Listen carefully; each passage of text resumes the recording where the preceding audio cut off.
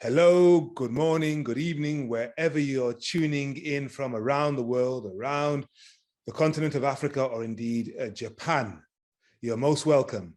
And I see your numbers are increasing. People from the business community who want to invest in Africa, who want to do good green business. Let me say this to you. Welcome to this side event on green business and climate investment at the second Japan-Africa Public-Private Investment or Economic Forum, organized by the Japan International Cooperation Agency, JICA, the United Nations Industrial Development Organization, UNIDO, Japan office, and the United Nations Development Programme, UNDP. I'm Henry Bonsu, an international broadcaster from the UK and Ghana, and I'm delighted to be your moderator as we discuss the green business and climate investment in Africa. Welcome, welcome. Why this focus, you may say? Well, as COP26 in Glasgow reminded us, Africa is on the front line of the world's climate and ecological crisis. It's the most vulnerable part of our planet, with its biodiversity declining and its ecosystems degraded. At the same time, the continent must sustainably close the energy gap that its people have endured for far too long, but also build resilience for what is to come. Otherwise, the crisis will lead to increasing poverty and population displacement before the end of the decade and act as a major barrier to recovery from COVID-19. It's a massive challenge, but as ever with Africa, there is great opportunity. The International Renewable Energy Agency's Global Renewables Outlook, that's the Iranian Outlook, showed that sub-Saharan Africa could meet 67% of its power generation from indigenous and clean renewable energy by 2030.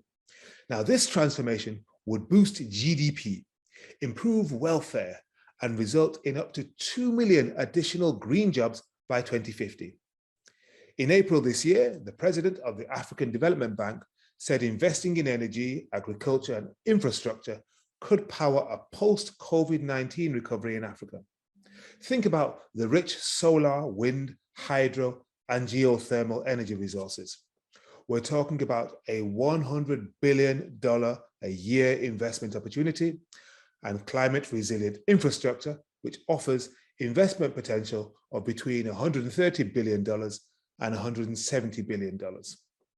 And since then, the African Union Commission has launched a new 5-year Green Recovery Action Plan, that's from 2021 to 2027, to embolden action on 5 key areas that include improving climate finance, supporting the just transition to renewable energy, nature-based solutions, a focus on biodiversity, and resilient agriculture, and green and resilient cities. So a big package there. That sets the scene. And in a moment, we will go further with introductory remarks from some distinguished economists and energy specialists. And then we will have 2 panel sessions. The first on green business models and the sustainable development goals, and the second on climate finance, investment gaps and opportunities.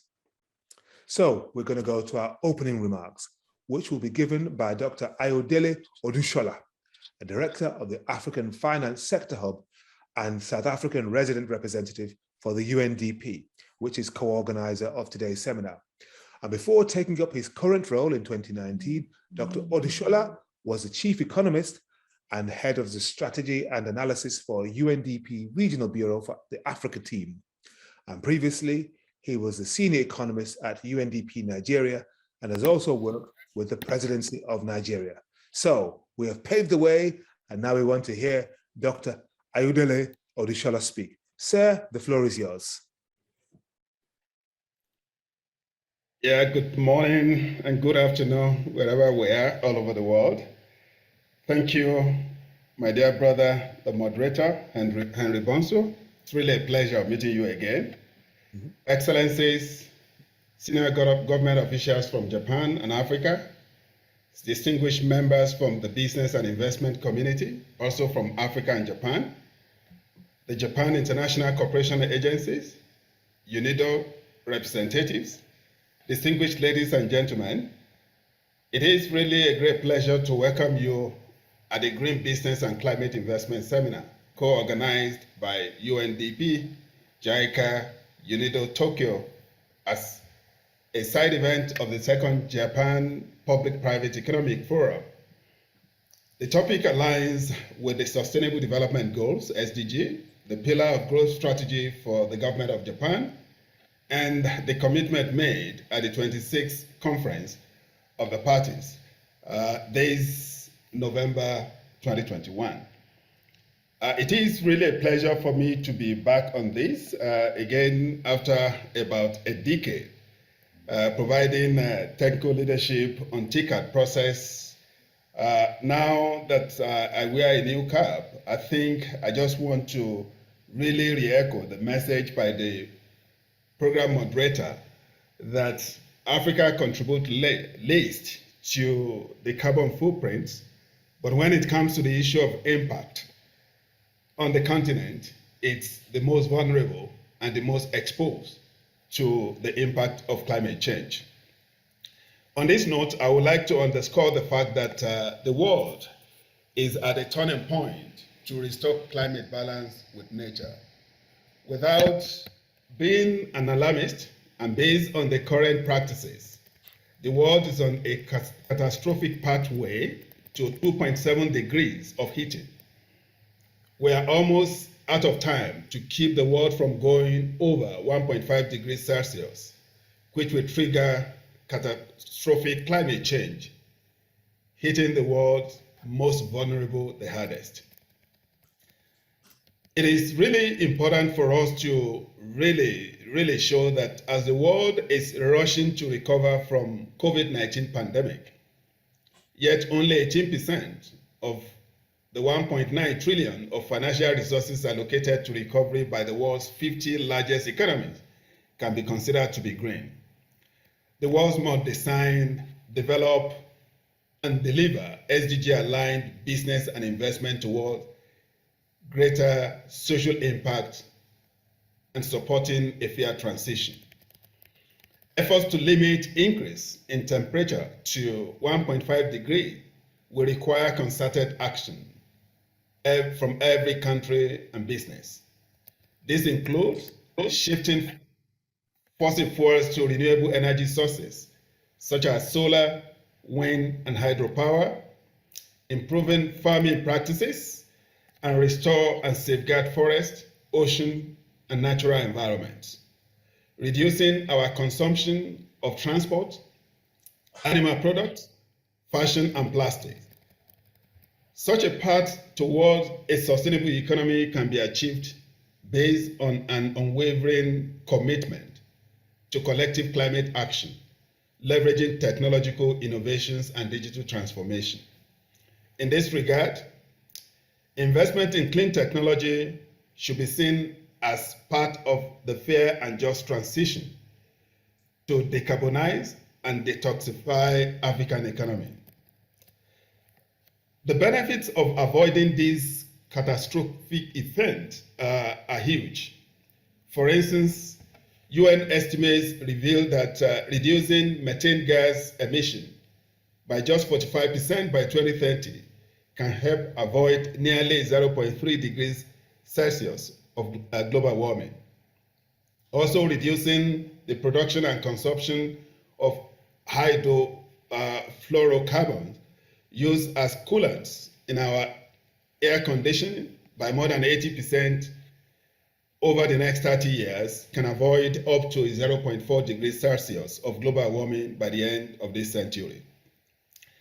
Investing in inclusive, sustainable economies will yield a direct economic gains of 26 trillion, which could produce over 65 million new low carbon jobs by 2030.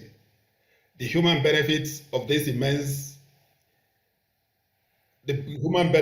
these are quite immense, and including annual prevention of 225,000 premature deaths, for instance, just by reducing methane by 45%.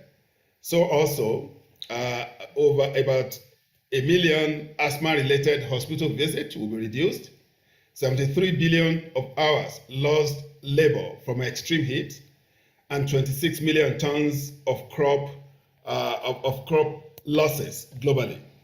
These are issues that really have impact not only on developing countries, but also the advanced economies as well. While some progress has been noted, such progress is skewed against Africa. Recognizing social gains and investment returns, venture capitals and corporate investment in climate tech startups grew at a faster rate than venture capital investment as a whole between 2013 and 2019. According to the study by Pricewaterhouse, 60 billion of early stage capital was invested globally into startups contributing to tackling net zero challenge. This investment growth is at approximately 3 times than the growth rate of venture capital investment in artificial intelligence. Excellencies, distinguished ladies and gentlemen, this gold rush is yet to be felt in Africa. While close to 93% of climate technology investment went to the US, China, Europe, Africa had only 0.2% of the deals. While African nations have already spent over 1 billion on green recovery, for instance, Nigeria devoted 620 million to renewable energy policy that will create 250,000 jobs. Senegal devoted 100 million to a rural infrastructure program that will expand agriculture. Kenya devoted 60 million to improving environment, water, and sanitation facilities. All this represents just about 4.6% of total global green recovery spending in the world. Moreover, Africa's carbon trading is just about 2% of the world share, with 1.6% in South Africa and North Africa, and the rest of Africa accounting for only 0.4%. In this regard, more financial resources are needed to mobilize from the public and private sectors. At COP26, several financial support packages were announced for developing countries. For instance, the government of South Africa, France, Germany, and United Kingdom, and the United States of America, the European Union announced a new ambitious long-term just energy transition partnership to support South Africa's decarbonization efforts with mobilization of an initial commitment of 8.5 billion. We are hopeful that the terms of this partnership will prioritize managing stranded assets, reskilling, upskilling of workers in fossil fuel sector to minimize the impact of human and community suffering. At UNDP, under the Global Initiative of SDG Impact, we have developed the SDG Investor Map, a market intelligence tool to translate development needs into tangible investment opportunities and support financial mobilization to attain the SDG in developing countries. Out of the completed maps in 7 African countries and 113 investment opportunity areas in total, renewable resources and alternative energy is marked as one of the top priorities. Distinguished ladies and gentlemen, in conclusion, every SDG is an investment opportunity in Africa, and making such investment climate-proof is sound business strategy for sustainability. Looking ahead of TICAD 8 next year, today's seminar aims at advocating for immense opportunities of green business and climate investment in Africa in wide-ranging sectors. While several African countries are putting in place sound policy frameworks to de-risk their economies, more efforts are needed to open up ample opportunities for joint collaboration with Japanese public and private sectors. I look forward to a very productive and fruitful discussion today. And I just want to use this opportunity to thank all of you that have registered for this particular event. And we are very, very optimistic that the impact of this will lead to open opportunities for investment opportunity, particularly in the area of green business and climate action. Thank you for your attention. Over. Dr. Ayodele, thank you very much indeed for giving us that message. It was in one sense alarming, but at the same time, it was also optimistic. And that kind of, I suppose, sums up both poles of this whole issue. We now need to move to a goodwill message, and it comes from Mr. Ken Shibusawa, who's the CEO of Shibusawa and Company. It's a strategic advisory firm for alternative investments that are compliant with the ESG and SDGs, Sustainable Development Goals. He also serves as director of the Japan Association of Corporate Executives and is a steering committee member of the UNDP's Global Flagship Initiative, SDG Impact. Mr. Shibusawa is a leading advocate for impact investment, especially in Africa. And before we welcome him, just a housekeeping note, there is English, Japanese, and French interpretation available. At the bottom right-hand side of your screen, you'll see a little circle, a globe, and then the word interpretation. So you can please use that if our speakers speak a language that you're not familiar with. Now, we are delighted to welcome Mr. Ken Shibusawa. Well, thank you very much for the kind introduction. I think I'll use the English language. Thank you very much. Distinguished ladies and gentlemen of Africa, Japan, and wherever you are, thank you very much. It's quite an honor for me to make a goodwill statement for this wonderful, wonderful webinar. I think at the end of 2021, we stand here and we look back. I think wherever we sit, we had a shared experience. It's been a very, very tough couple of years. At the same time, we sit here, 2021, various places in the world. We look to the future. In the future, we also see a shared view. And that view is by 2050, if all goes well, we'll keep the temperature below 1.5 going up. If you let it loose, it'll go much higher. Wherever we sit, that's the shared experience we'll have looking towards the future. Lots of uncertainty. However, there are things that are certain. One thing that's certain is if you look at the demographics of Japan, in 2030, our population will dwindle by about 20% to about 100 million people. In Africa, it'll almost double to about 2.5 billion people. This is demographics, so it's almost certain that this is going to happen. Now, you look at this dynamic and you think, who is going to be creating our next generation, next years? And to me, I think it's in Japan, I think it's the people in their 30s, 20s, 10s, the millennials and the Zs. In Africa, lots of the population's actually in their 30s, 20s, and 10s. It's actually the same people. In Japan, we have few people. In Africa, there's lots of people. What is the commonality? Well, I think for the young people in Africa, what are they looking for? I would imagine they want to get a job, they want to earn a living, and they want to support their family.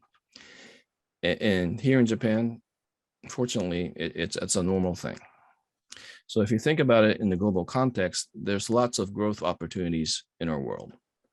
However, this forum will discuss things about climate. There's a lot of climate issues, lots of social issues that may hinder that potential for that growth.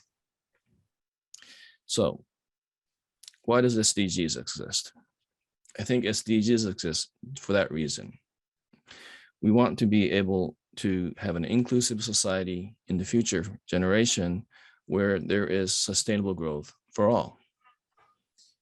I think here in Japan, we have large corporations, SMEs, startups, not just where I stand in Tokyo, but all over Japan that can participate in that new value creation in Africa and all over the world. That is my hope. In looking at the population demographics, it's an obvious mix for Japan to Africa to work together towards the future. One more thing is that I became involved in Africa around 10 years ago. In 2013, TCAT 5, the leaders of Africa asked Japan, said, thank you for the assistance over the years. Please make investments for Africa's and Japan's future. And there were some statements made. 8 years later, looking back, the data shows that actually it's sad to see that Japan really has not answered that call. Investments to Africa has actually declined over the years. This is very, very shocking, especially for us in Japan in the business community that has been promoting Africa over these years. At the Keizai Doyukai, the Japan Association of Corporate Executives, we came up with a proposal. We need to change that trend. We need to increase our investments into Africa for the future of Africa and also for Japan. And I think we need to do it with impact. Impact meaning positive economic impact, positive social impact. At the Doyukai, the Africa project team for Africa development, headed by Mr. Iwai, and he will probably talk a little bit later today. We came up with a proposal to launch an impact fund for Africa, which will be managed by a new entity, Africa Investment Corporation. This is our proposal. We have made proposals to the government. We had some positive, I guess, feedback, but we haven't seen any commitment yet because we're just still a small voice in a big world. So my plea for everybody listening in this audience, whether you're in Africa, whether you're in Japan, ever in the world, is if you have people that you know, please tell them that this sounds like a really good idea. Having a Africa Investment Corporation, which makes investments in impact for Africa, sounds like a great idea.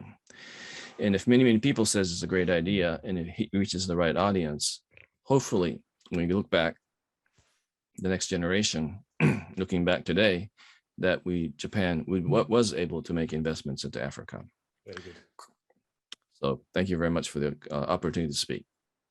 Thank you very much. I mean, that was a very, very sincere expression of goodwill, but also an expression almost of contrition that Japan has not yet delivered what was promised all those years ago, but that you want to remedy it with this new Africa in Impact Fund, which is fantastic. Thank you very much indeed for that. And now our final introductory presentation will come from the Japan International Cooperation Agency, which is spearheading Japan's bilateral work in the green and climate resilience sector and engagement with the private sector.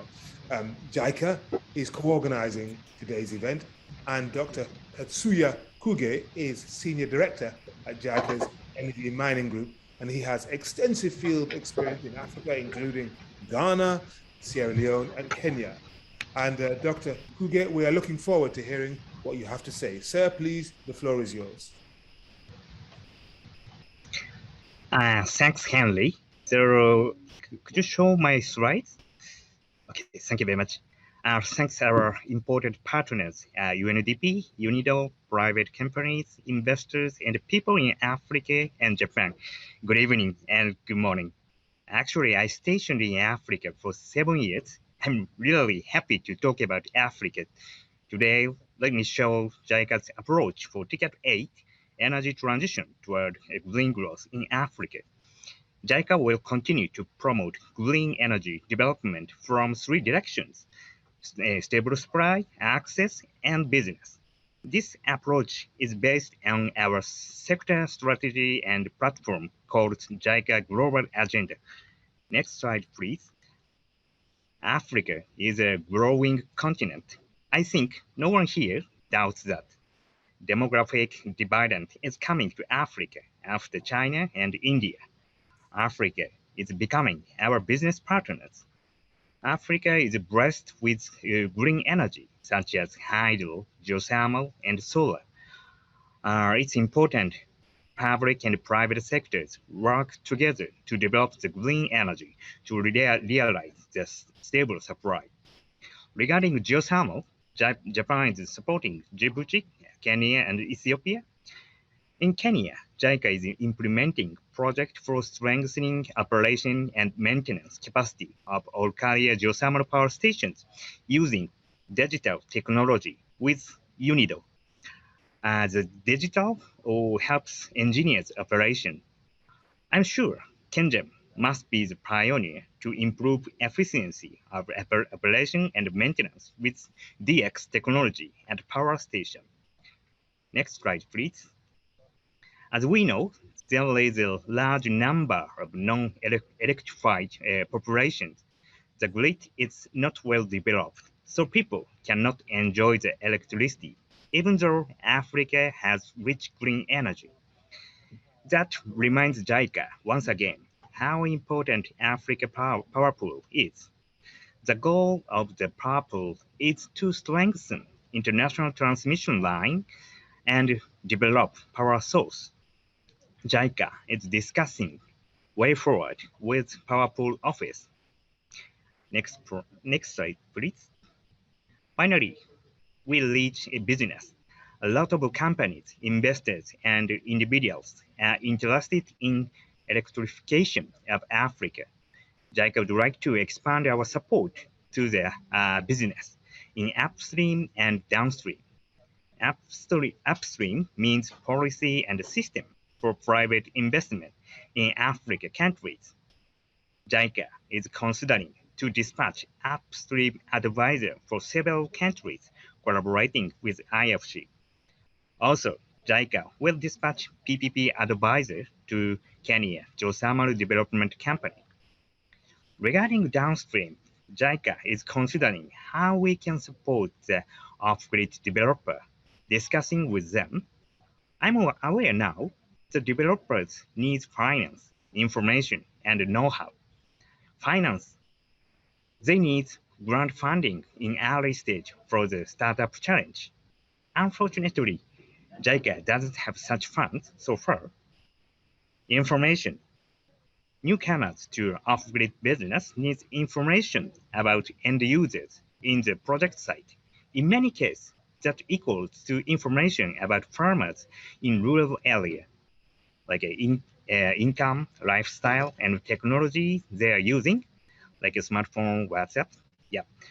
JICA is dispatching a lot of volunteers and experts to rural area. JICA held a meeting to connect a newcomer with JICA volunteers and experts for information exchanges. We can provide such opportunity upon requests from private sector. Know-how. JICA has development experience in several sectors: energy, education, healthcare, agriculture development, and so on. Power Hive, invested by Itochu, is running an off-grid business in rural Kenya. The staff of Power Hive company was trained in JICA project to gain the know-how of SHEP. SHEP is an approach developed by JICA to improve the livelihood of farmers, focusing on market-oriented agriculture. Improving farmers' livelihood is directly related to improving fee collection rate for off-grid developers. Of course, farmers are also happy. Off-grid business have the potential to add value on the electricity, improving farmers' livelihoods, remote education, remote healthcare, and so on. JICA can provide such know-how. Africa also expects that. That's all. Thank you very much. Thank you very much for your attention.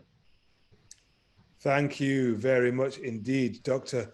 Kuge from JICA. And it's a pleasure to listen to you and to know that you were very pleased to be stationed in Africa for 7 years, and you speak about the continent and its possibilities with such passion. Thank you very much. So we've had our 3 introductory presentations. We're now going to have a series of short but punchy presentations from our panelists.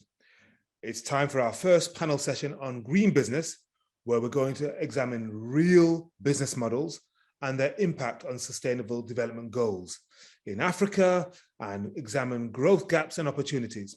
We have 5 distinguished panel members from Japan and Africa who have extensive experience in the green sector. Mr. Shigeto Mizumoto, Chief Strategy Officer of Chalenergy, is one. We also have Mr. Nobuhiro Kawaguchi, Executive Director of Good on Roofs. Mr. Chaninomi Eribo, Founder and CEO of Green Square Meter.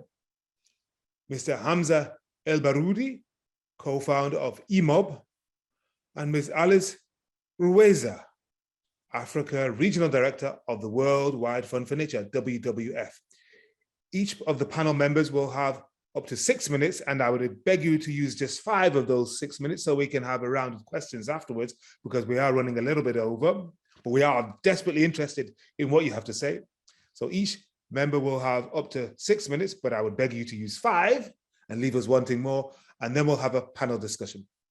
First, we invite Mr. Shigeto Mitsumoto from Chalenergy, which promotes innovative wind energy solutions across the world. He oversees sales, marketing, and PR, and is also the vice president of the company's joint venture in the Philippines. And before joining Chalenergy in 2016, Mr. Mizumoto worked for Mitsubishi Heavy Industries on overseas power projects. We are invited, Sir Shigeto Mizumoto from Chalenergy. Good morning to the people in Africa. Good evening to the people in Japan. Then good day to the rest of the world. So my name is Shigeto Mizumoto from Chalenergy. So I'm going to present our companies and what we are doing and with our innovative technologies. So next slide, please. So we are a startup from Japan, founded in 2014. In the beginning of the 2011 of Fukushima Daiichi nuclear disasters, that our founder and CEO, Mr. Shimizu, decided to dedicate his life to make the energy shift from the fossil fuel to sustainable energy. So next slide. So we are started develop our innovative wind turbines from 2014. So we started several prototypes in 2015 and 2016. Then finally, from 2018, we started our first demonstration of our commercialized model of 10 kilowatt of turbines from 2018. So then this year, 2021, we are successfully started our first demonstration overseas outside of Japan in this year. So next, please. So we are talking about the wind turbine, but as I want to ask, there is a proper type of wind turbine, which is a conventional technology, like now is really the best choice to the world. Since that most of the wind turbine, like half of the wind turbine in Japan are broken or somehow are damaged by the natural disaster, like typhoons or the other natural disasters. So it's the renewable energy is kind of vulnerable to the natural disaster. That's the one reason that we started this innovative technology. Then also the turbine make noise. Then also the bird corrosions, which also affect the surrounding environment around surrounding environment of turbines. So next. So we are using that our technology consists of the 2 features. The one is a Magnus effect. Magnus effect is a principle of the curveball or the slice ball of the golf, that if you spin the ball will go sideways. That's called the Magnus effect. So we apply this effect to the wind turbine. And also the vertical axis type is the omnidirectional of turbine, so we can corresponding any wind directions. So the next slide. So that those technology lead to us that we can harness the energy more than conventional technology. So the conventional turbines stop its generation at the lower wind speed than us, that we can harness more energy at higher wind speed. like typhoons, that the conventional technology, conventional wind turbine needs to stop its operation, even the wind is strong. But our turbine can harness those energy even in the category 3 typhoons. Next, please. So this is our commercial model of the 10 kilowatt of the wind turbine. It's operated starting from 2018. Our turbine start generating from 4 meters per sec. Then also the cutout is 40 meters per sec. Then also outstandingly, like withstanding wind speed is up to 340 kilometers. So that is significantly like higher wind speed we can withstand. So next, please. So we are trying to upscaling our wind turbine from 10 kilowatt to 100 kilowatt in 2025. Then also by 2030, we will achieve 1 megawatt. So we are upscaling our wind turbine. Then also we are doing the offshore wind turbine. We are developing the offshore wind turbine in the future. Next, please. So we are as a startup from Japan, we are started to develop our business in the Philippines. So starting from 2017, that we are doing our feasibility study, and also we are demonstrated our very first demonstration unit outside of Japan this year. Then that's also located in the far remote island of the Philippines. So which is also contribute to the increased energy access in those areas. Next, please. Next, please. So in this year, we have started our operation, the turbine. Then we have experienced the super typhoon in September. So our turbine successfully generate the power and also withstanding those higher wind speed. So next, please. So next, please, sorry, next. So finally, we are just addressing that we are trying to develop or also expanding the other countries like suffering from cyclones or hurricanes. So mostly like East Africa that has the cyclones, and also they have suffered those high wind speed. So we also try to increase energy access in those areas, especially in the rural areas. Thank you so much. Thank you very much indeed, Mr. Mizumoto from Chalenergy. Very interesting to see what you're doing with wind and how you're changing the designs of the conventional turbines, which we see all over the place, and doing something with this Magnus effect. I'd never heard of that. Thank you very much indeed. This is exciting. Let's get on to our next presenter, Mr. Nobuhiro Kawaguchi, Executive Director of Good on Roofs. Now, the company has promoted innovative solar energy and sustainable financial business in Africa.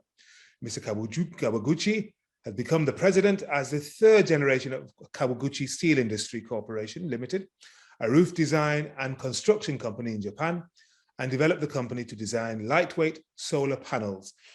I am sure, Mr. Kawaguchi, you're even more excited than I am. So please talk to us. はい、どうもこんにちは。私は、日本語で参りますので、よろしくお願いいたします。私は一般社団法人グッドオンループスの専務理事を務めております川口と申します。どうぞよろしくお願いいたします。この団体ですが、日本企業の再生可能エネルギーのアクセスの推進と、アフリカの非電化地域の電化率の向上を目的として設立いたしました。そもそも私個人は1930年設立の金属屋の設計施工を行う会社、川口スチール工業の代表もすでに30年続けております。そこで培った技術とアイデアで、フィルム式の太陽光発電の開発をずっと行ってまいりました。世界がなんとなく環境問題に関心を持ち始めてた頃です。屋根のプロとして通常のパネルだと屋根の負担が大きく、特に日本のような自然災害が多い国では、軽量のパネルが必要が急務だと実感をしていたからです。軽量のパネルとそれを設置するためのアタッチメントの特許を取得しました。一方、10年前にウガンダの非電化村を訪れた際に、直感的に私の持つこのフィルム式の太陽光発電が役に立つのではないかと思い、アフリカでのエネルギー事業を主たる目的としたケンズ CO という会社を設立いたしました。そこから狂ったようにアフリカの非電化村を視察してまいりました。アフリカ各国で自前の資金によるパイロット事業や ODA などの資金を利用して、非電化村の電化に取り組んでまいりました。ODA による支援は公共性がある施設にしか使えないため、学校や診療所、集会所などを主たる現場として活動してまいりました。そこで新たに私自身がアフリカの社会問題に気づき始めたわけです。都市部の電化をはじめとするインフラは確実に進んでいます。ところが農村部の開発はまだまだ進んでいません。これは人々の格差を生むだけではなく、差別や紛争につながる危機をはらんでいます。農村部の開発の遅れは結果的には将来にわたり都市部に住む人々の負担になるからです。その解決策を初等教育の段階から始めるべく、教育現場、つまり学校の電化に舵を切りました。アフリカの小学校にはほとんど照明がありません。曇りや雨の日には黒板の字が見えなくなり、子どもたちの目の環境にも良くないことも知りました。ソーラーによる電源を確保しておけば、照明から通信にも利用でき、将来は遠隔教育も可能になると思います。私たちのビジネスソリューションをご紹介します。その1、まず日本国内です。プロジェクトの仕組みはこうです。国内企業を相手に PPA、パワーパーチャスアグリメントを締結して再生可能エネルギーを企業に提供し、資金を循環させます。企業の屋根に太陽光パネルを設置してもらい、企業に賃料を払います。企業は賃料の一部をグッドオンルーフスに寄付をしてもらい、アフリカの学校電化の支援に充てます。一方、太陽光の電気はグッドオンルーフスがパネルを設置した企業に販売をいたします。企業は初期投資ゼロで再生可能のエネルギーを得られ、CSV としてアピールする利点があります。このモデルには、国内の大手企業や、大手電力会社や金融機関、テレビ局などが参加をしてくれて、今大きく成長しています。この PPA に参加、もしくは参加希望している企業や自治体はもうすでに350社。現在の供給電力は約30メガワットです。また、グッドオンルースを通してアフリカへの資金は設立2年半ですが、もうすでに25万ドルになっています。今後は供給電力も寄付金もこの数十倍の規模になると思われます。続きまして、ビジネスソリューション2なんですが、アフリカの農村部です。グッドオンルースで電化された学校をさらに電気の充電ステーションに仕立て上げます。日中、学校でソーラーにより一気に充電したランタンを子どもたちに約 0.1 ドルで貸し出します。子どもは学校に行かないでこのランタンが借りれることができません。学力の向上が目的ですが、家庭の照明になったり、ランタンから、携帯の充電も可能なので、親は子どもを学校に行かせるモチベーションになるわけです。児童就労問題の解決の一存になるのではないかと期待をしています。このビジネスモデルは、西アフリカのベナン共和国から始めています。今後は周辺国にも広めていくべく、各国政府機関と協議を始めたところです。この設備資金は日本の国際協力銀行 JBIC からによるものです。今回、グッドオンルースと UNDP の協業締結は非常に今後の我々の活動に拍車をかけることは間違いありません。日本国内では、企業への CSV 強化や国連との距離を短くするもので、バリューの向上につながります。現在、ブルキナファソで UNDP が作ったユースセンターを電化し、若者の IT スキルアップに貢献することになります。また、ウガンダの UNDP では、南スーダンからの難民定住地の学校やクリニックの電化も一緒に活動することになっています。今後、お互いの知見を持ち寄り、さらなる活動範囲を広げていければなというふうに思っております。ご清聴ありがとうございました。Well, thank you very much indeed, Mr. Kawaguchi from Good on Ruse. That was a great presentation, and it's really interesting to see the range of things that you're doing, especially on the ground in countries like Benin, where you're giving an incentive to parents to send their children to school, and you can scale this up in so many different ways. And people are very excited by these presentations that they've seen so far, and we are going to make the slides and the presentations available. I'll explain how a little bit later. Now let's move on to business models from Africa itself. Mr. Chaninomi Eribo is founder and CEO of Green Square Meter from Nigeria. And in April 2019, he partnered with the International Finance Corporation, IFC, to introduce its EDGE Green Building Standard and Certification System to some of Nigeria's leading property developers. He, as in Mr. Eribo, is a certified EDGE Green Building expert licensed by the IFC. So, Mr. Eribo, tell us what is an ideal business model? Thank you very much, Henry. It's my pleasure to be here, and I'll try to be as quick as possible to stay within the 5-minute time limit. So next slide, please.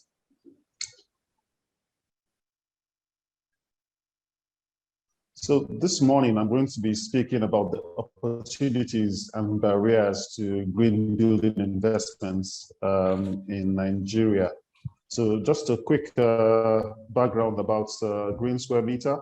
So it was incorporated in 2018 in response to some of the challenges we had seen in the markets, where it was difficult for SME property developers and also renewable energy companies to access finance from traditional sources.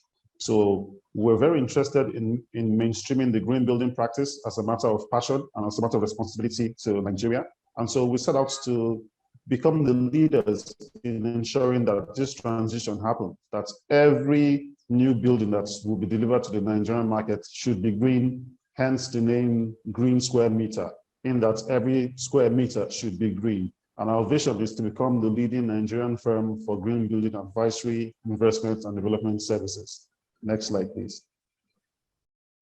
So why green buildings? So obviously, buildings account for about 40% of energy use globally, and 90% of greenhouse gases come from buildings. As we're sat here, all of us are sat inside buildings, consuming energy and emitting CO2. So naturally, there's a need to focus on that sector. And during the Paris Climate Summit of 2015, the built environment itself was identified as having the greatest potential to contribute to the achievement of the targets at least cost. Something else to consider is that in Nigeria, there's a very high dependence on fossil fuel backup power supply because the grid simply does not provide enough to supply to the entire country. As we speak, Nigeria is at about 12,500 megawatts of energy generation at the moment, which is massively,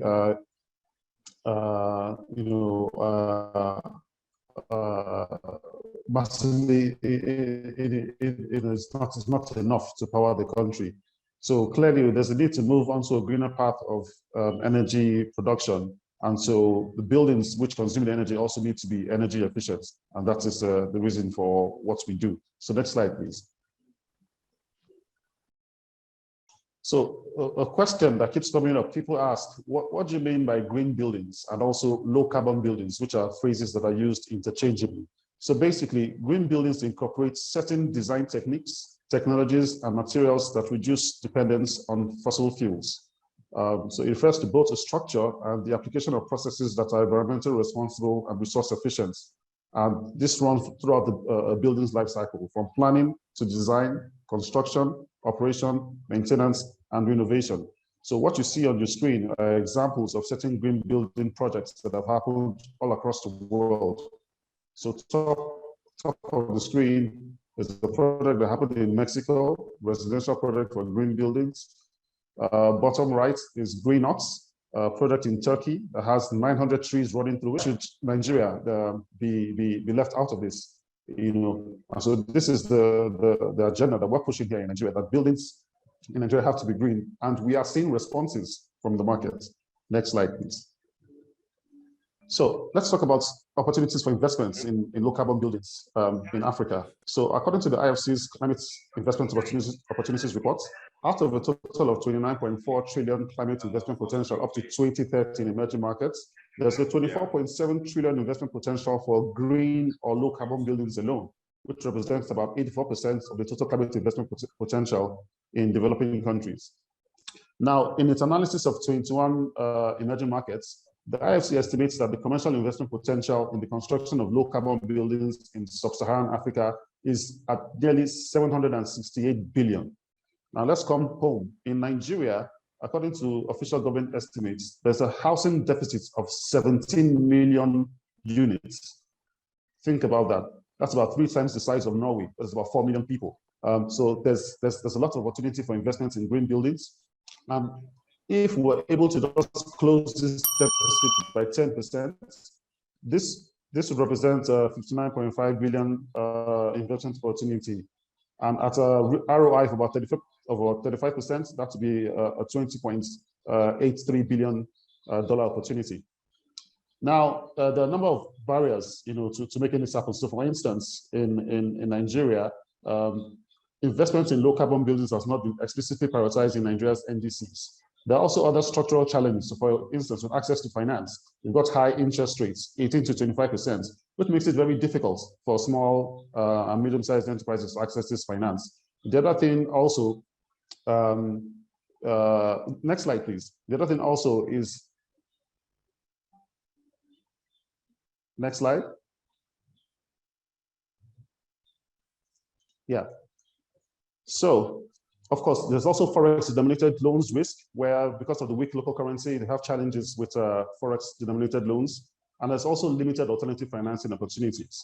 So this is where the opportunity sits. And these opportunities extend, beyond residential opportunities into retail, education, agriculture, and all kinds of projects within the built environment. So lots of opportunities for investors. Very good. Of course, I'm happy to share the slides and then we can talk about this furthermore in the Q&A. Excellent.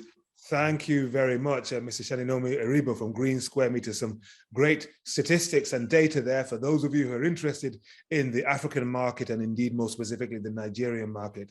So much to discuss, and I can see lots of you writing in the chat room, in the chat box, asking questions, and yeah, this is wonderful. There's a lot of energy and enthusiasm here. Right, okay. On to our fourth presentation and to a different sector, but also within Africa. And here we're going to invite Mr. Hamza El Baroudi, co-founder of EMOB from Morocco. Now, he co-founded the company in 2019. It specializes in electric mobility in partnership with the multinational Allianz, leader in insurance. He's also a founding member of the Association of Importers of Electric Scooters in Morocco, whose goal is to promote electric mobility on two wheels. Mr. El Baroudi, please talk to us about why this is so exciting and why it's got such great potential.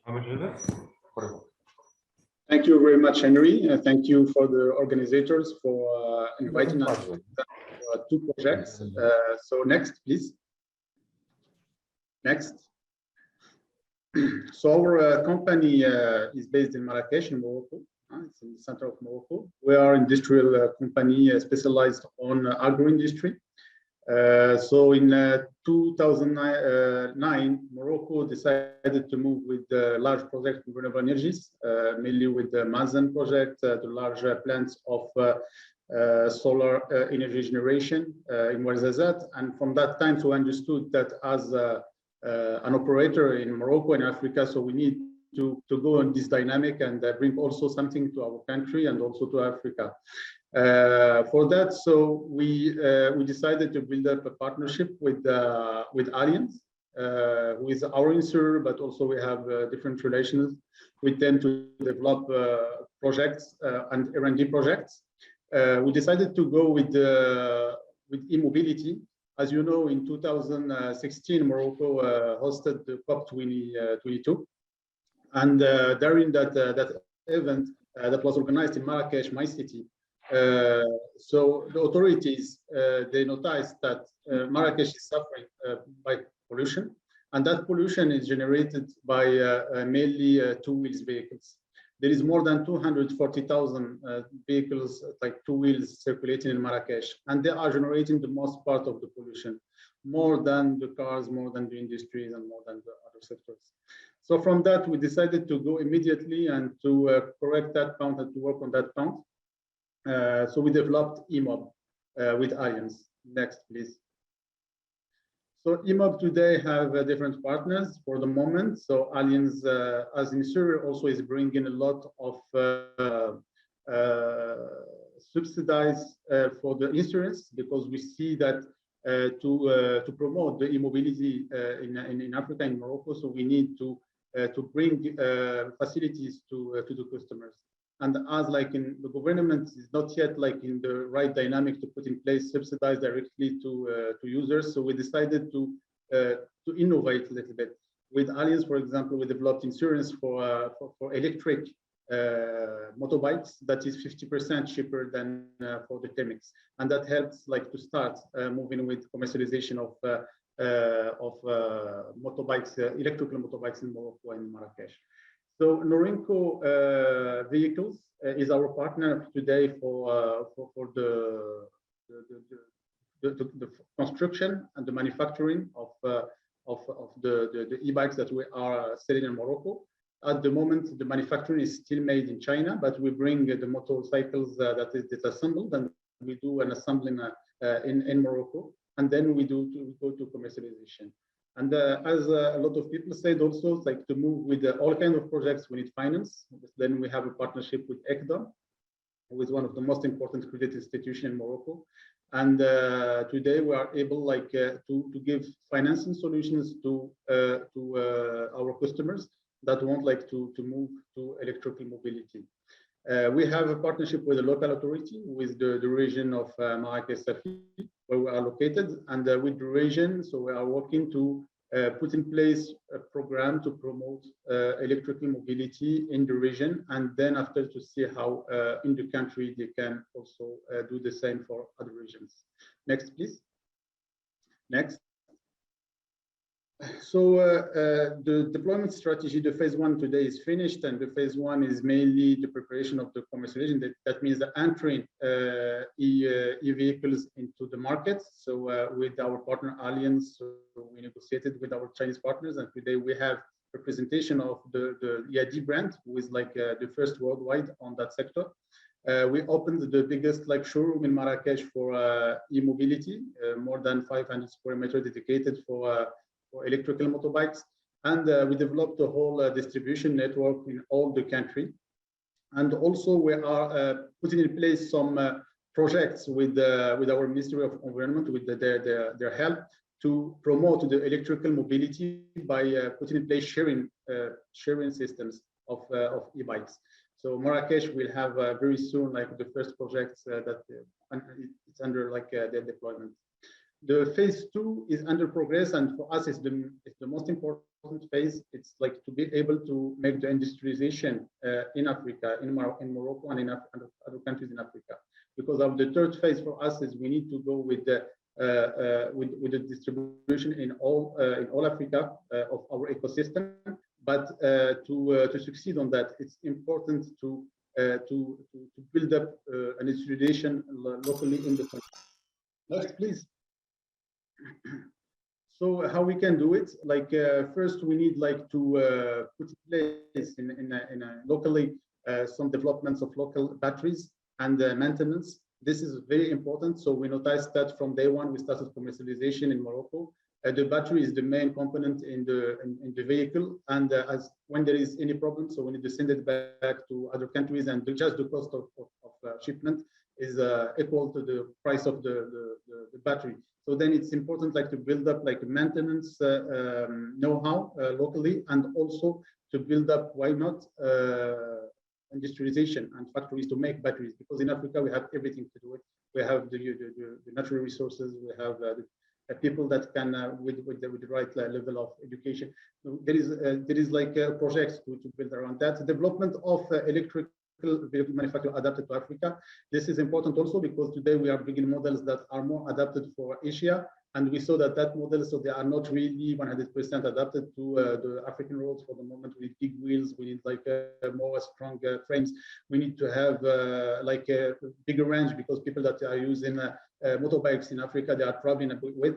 So we need like to design and manufacture like models that are adapted for Africa in Africa.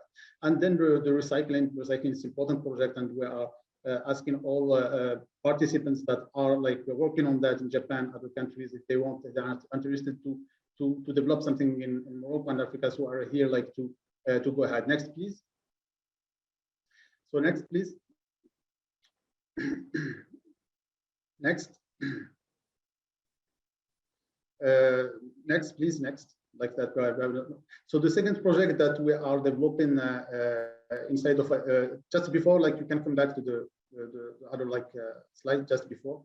The other project that we are developing since 2011, it's like waste to power project, and we developed that technology that we call SMO, solar micro-onde. In English, it's solar microwave. And we are making today like solar pyrolysis. The first prototype is made since 2016 and was exposed during the COP22, and our project is already labelized. If you can come back, please, to the previous slide, just to have a picture of the machine that we developed and built it locally in Marrakesh with local engineers.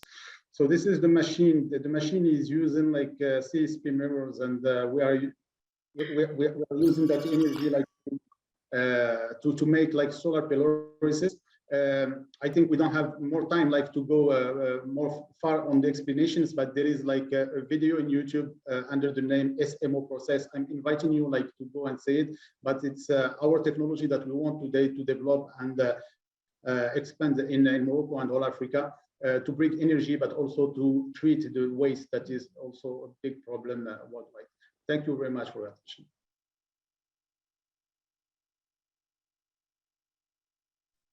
Mr. El Baroudi, thank you very much. It was very exciting. You had a lot of passion there.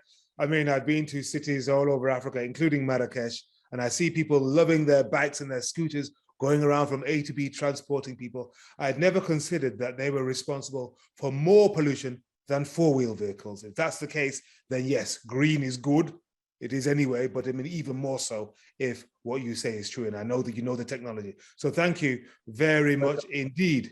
Excellent. Okay, so we've heard from business leaders, innovators, economists, but this is all taking place in a framework of our beautiful blue planet, or you could call it a green planet.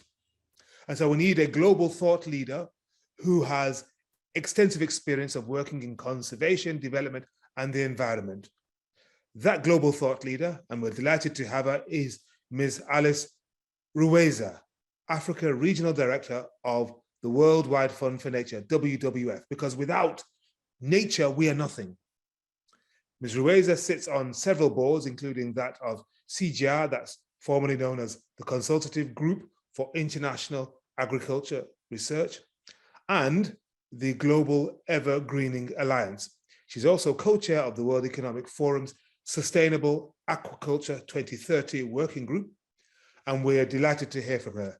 Ms. Ruweza, the floor is yours. Thank you very much, moderator. Thank you very much to UNDP, JICA, and UNIDO for having me. Great presentation so far.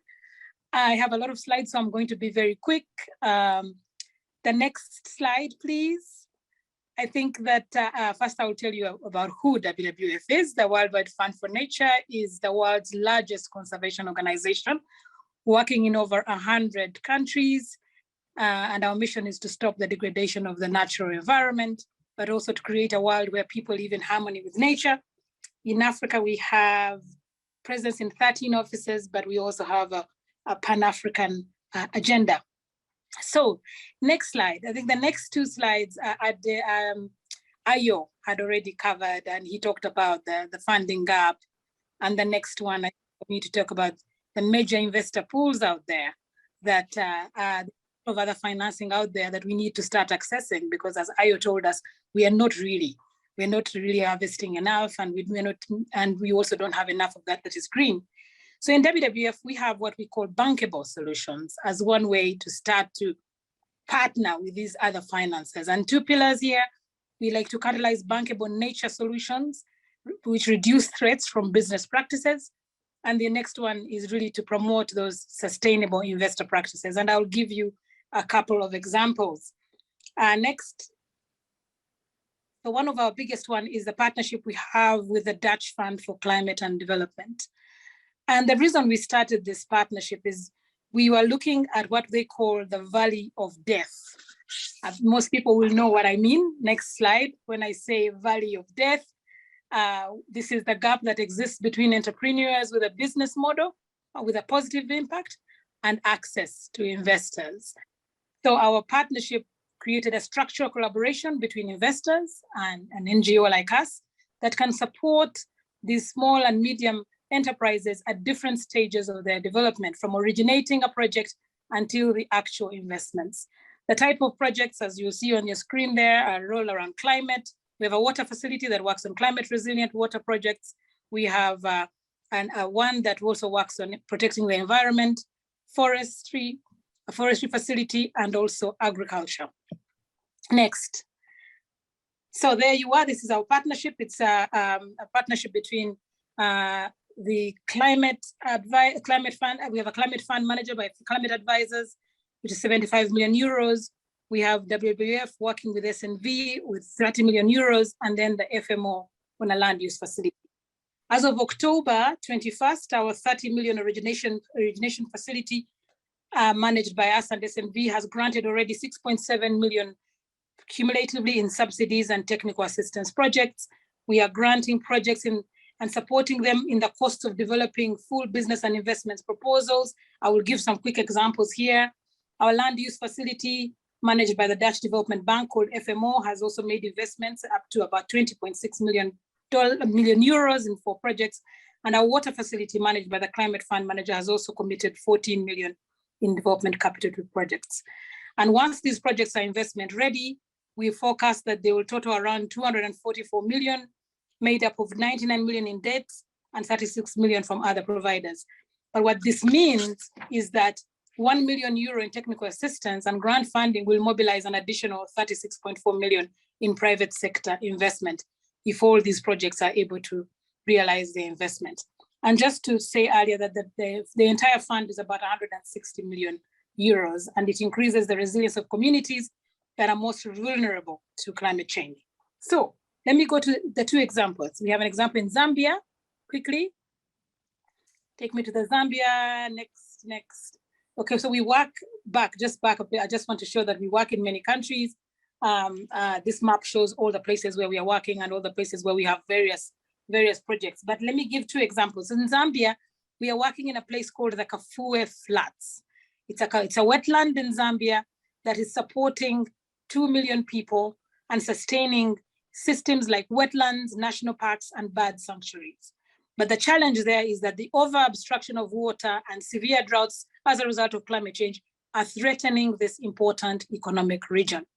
So what are we doing? We are supporting an organization called CASCO.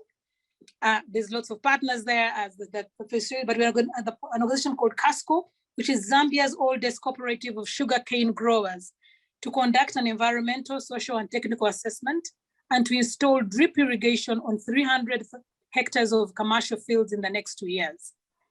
We're also supporting the sugarcane growers to become more resilient by establishing what fund.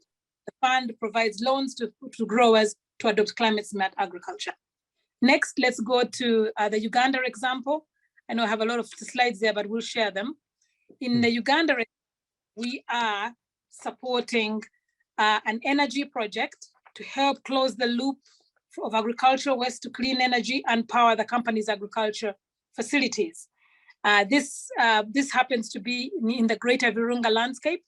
I think you moved too many slides forward. Stay there. It's supporting a very important landscape and it's addressing in particular energy poverty. So I will not say too much about that because there's a lot there. We're providing access to energy for about 150,000 people and it's really planting trees. So the next one, I think one of the final examples I wanted to throw in here is a tourism incubator that we supported because, as everyone knows, when COVID-19 hit, we lost a lot of funding from tourism. And we needed to start looking at alternatives for funding. And we launched an incubator and we are supporting about 7 projects that are looking at other potential ways of financing nature without depending on tourism. So my last slide is on the one on the lessons learned, because I know I'm running out of time. The lessons that we have learned, last slide, that early stage development is crucial, that we needed to do proactive targeted scouting. So we spent at least almost a year looking for these projects, I'm telling you, and the ones in the pipeline. The landscape narratives deepen our landscape approach. So showing that this is part of a bigger landscape, like the Kafue Flats. And it's not just about that sugarcane growers, it's about everybody in that landscape benefiting. Early engagement of investment managers in project development, very important, the buyers being involved, In the project development, we found that important, but also to fill in the other gaps in the funding cycle when we're still waiting for money, to have some money to bridge that gap.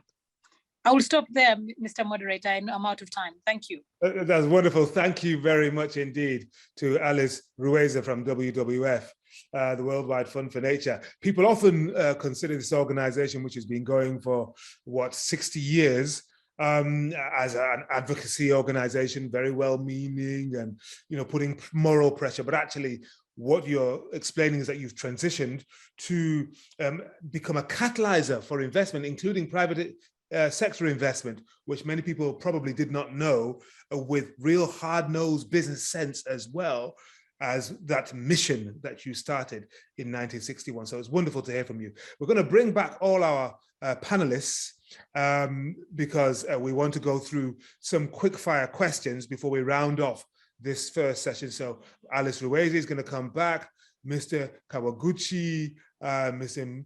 Mizumoto, Mr. El Barudi, and Mr. Eribo. So all of you, we should be seeing you there. And remember, we're focusing on green business. I'm going to put one question to each of you before we close this session. To Alice Rueza, first of all. Now, we've heard some concrete business models which could enable that just green transition and recovery in Africa. But as we move towards 2030, the endpoint of the Sustainable Development Goals, how do you envision the growth of green business in Africa? What are the key success factors that you would highlight? Thank you very much. That's a very good question. And because as you've rightly said, there are many examples there, but we need to take them to scale. So the success factor is going to be scaling these up and mainstreaming them in many other sectors and having a lot more people involved than just the 160 million that we're using. So we need more funding. And as the diagram has shown, I showed you that there's a lot of trillions and trillions of dollars out there. And this valley of death that I talked about, the link between where the ideas are and where the money is a big one that we must overcome. So for me, we need to keep this linkage going. And secondly, we need an enabling environment. We need to make sure our policies in our countries also support this enabling environment, because you're talking about bringing in private sector. These are not grants, which means they need to be generating returns. And you need to have a very good business model to engage them and interest them in putting these funds. But an enabling environment helps. And I think getting our governments involved in this and getting them excited about this is important. We need to make sure we are still delivering climate resilience. We are lifting people out of poverty as well. So the social side of these things are very important, and also the environmental safeguards. Over.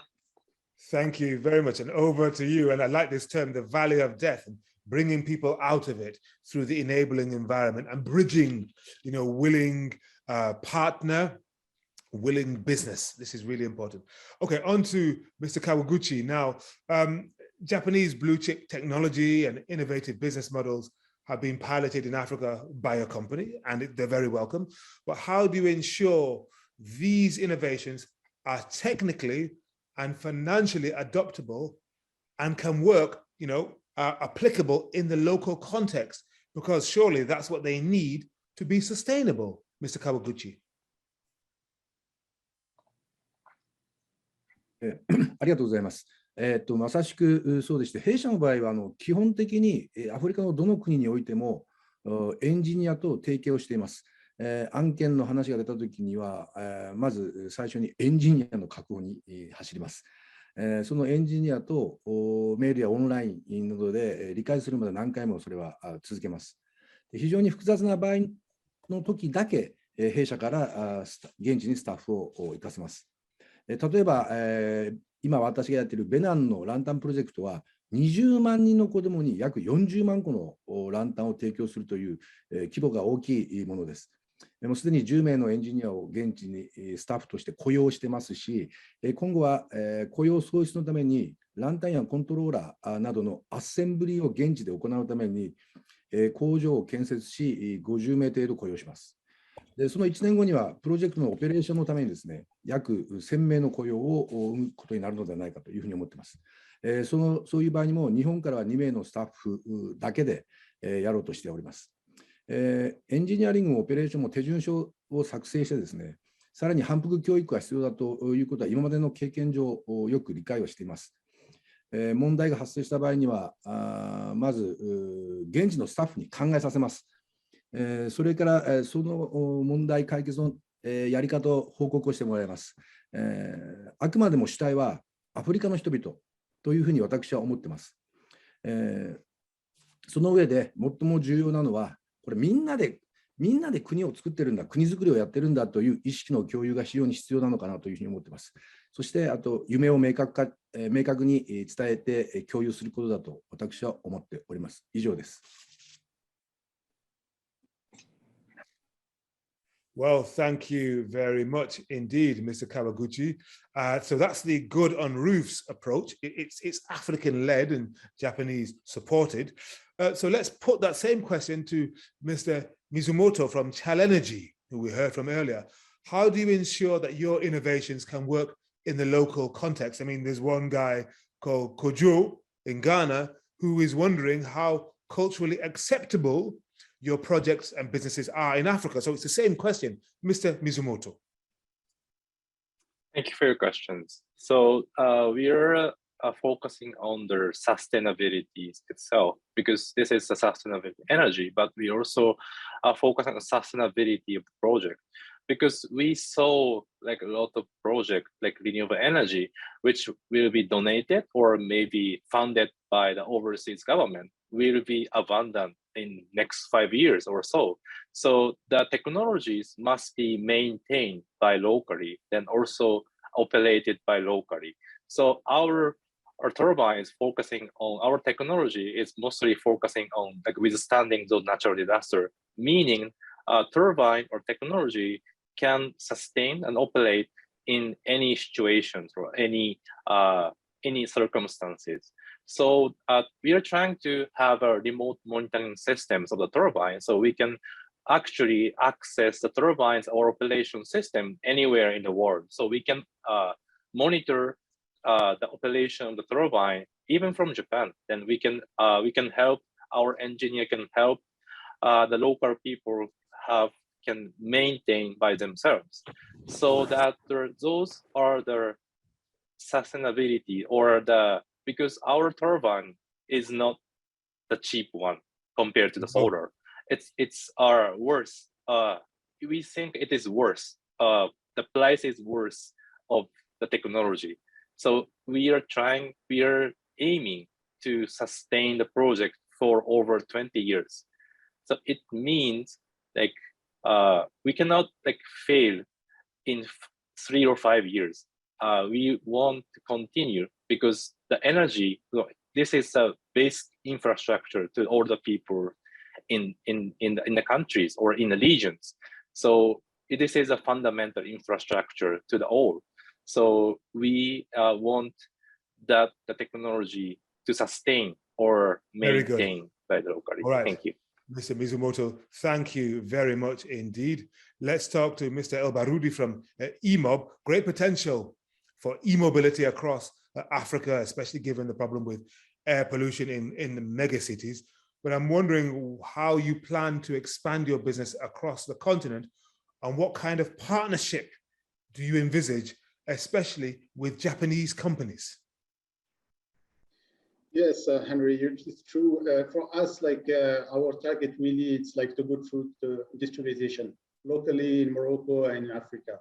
Africa is entering in the industrial era, just entering the industrial era, and all is to build. And the most important is to avoid to start in the wrong basis. Africa have to deploy from the beginning renewable processes to have sustainable industry development. And this is what we want to do. We need partners, we need know-how. But here in Morocco and Africa, there is everything. There is the companies, there is like also institutions that can partner on any kind of project that can go that way. In our domain, mobility or waste treatment by solar energy, so we are very open for any kind of partnership. Japan is very welcome. Japanese companies are very welcome. Already, you know, in Morocco, there is more than 71 Japanese companies that are under work in Morocco, and they are employing more than 40,000 Moroccans. That means that the presence of Japanese companies is important and huge in Morocco. And just in our group, so we have already two partnerships with Japanese companies established here in Marrakesh. So we are very open for all kind of partnership, all what can help to move on that project of industrialization in Africa, of the needs of Africa. So thank you very Tremendous. much. Thank you very much indeed, Mr. El Baroudi. It's great. I didn't realize there were 71 Japanese companies employing all those Moroccans. And so that's a good footprint on which to build. Finally, to Mr. Eribo from Green Square Meter based in Nigeria. Similar question, great growth potential, climate resilient buildings. You explained the need earlier. So how do you expand and what kind of partnership opportunities are you looking for with Japanese companies? Thank you very much for that, Henry. So as I mentioned in my presentation, there's a 17 million housing units deficit in Nigeria. That represents about $500 billion investment opportunity. So we're trying to make sure that we are able to deliver these homes at an affordable cost. Yeah. So the kinds of partnerships we are looking for, as we have a portfolio of investments that we have now, a portfolio of opportunities that we want to implement. So we're looking for financing partnerships and also technology partnerships, because we've got something in Nigeria called the National Housing Fund that allows people to buy homes at a certain cap of about $35,000. So if you're able to deliver any type of housing solutions that can stay within that gap, it means that the market is there for you to take. So we're looking for those sort of partnerships on the technology side and on the finance side, because as I mentioned in my presentation, the cost of finance in Nigeria is quite high. So anyone that is able to provide any type of alternative financing solution, is going to give the traditional banks in Nigeria a run for their money. And so what we can offer in return, to Japanese companies coming here is... Mr. Eribo, having problems with your connection.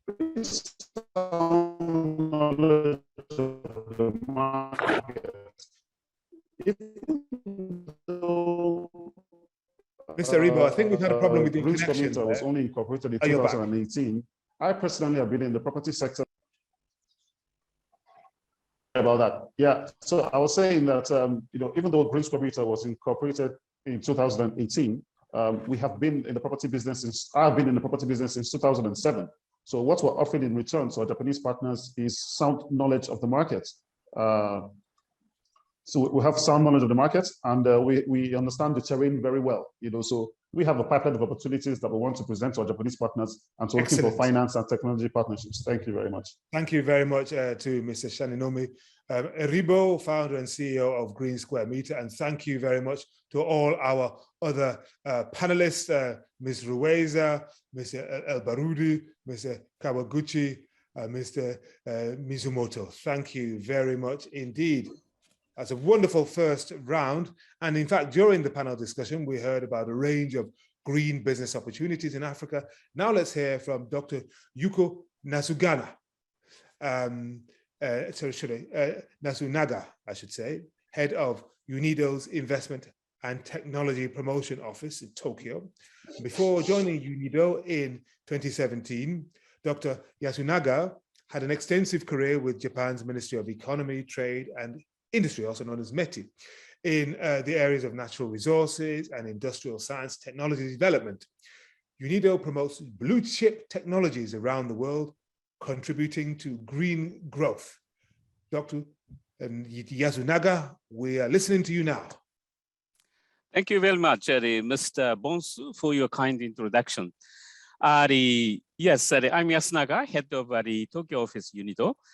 UNIDO's mandate is to promote inclusive and sustainable or industrial development. We call it ISID.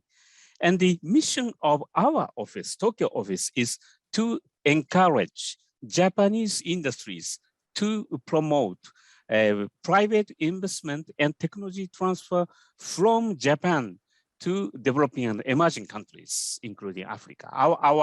The core area is now Africa.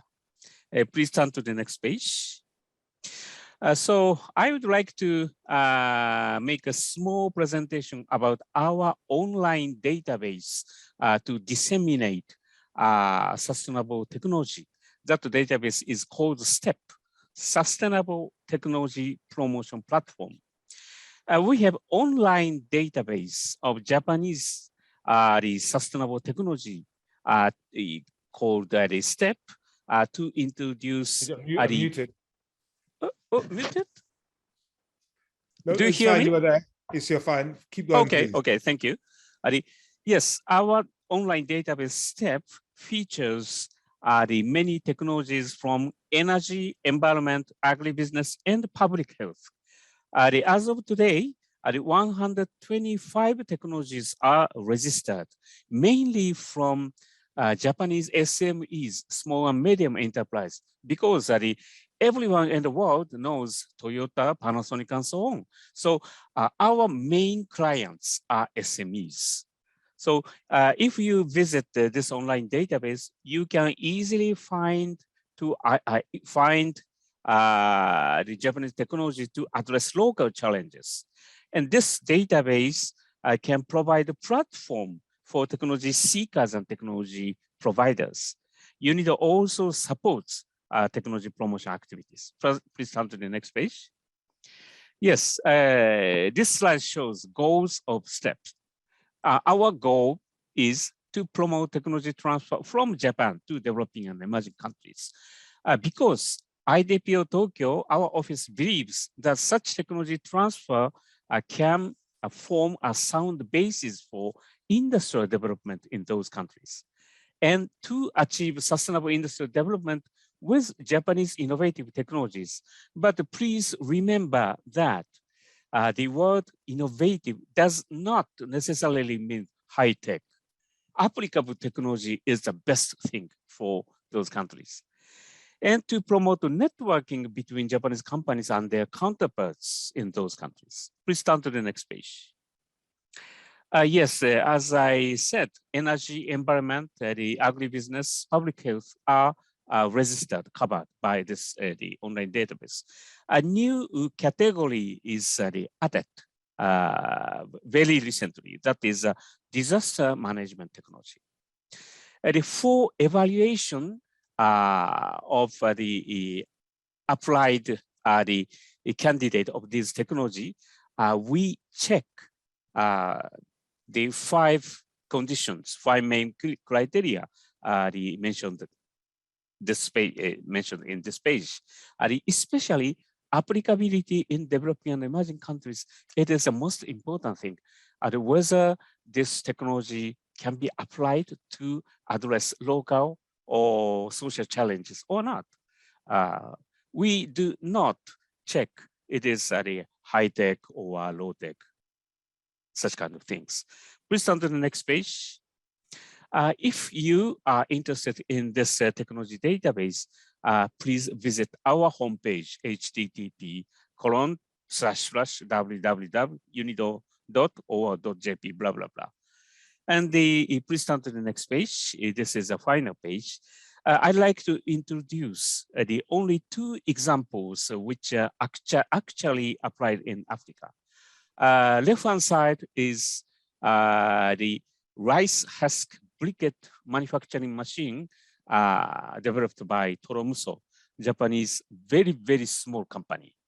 It is working in Madagascar, Tanzania, Nigeria, and other African countries to manufacture solid fuel from abundant rice husk.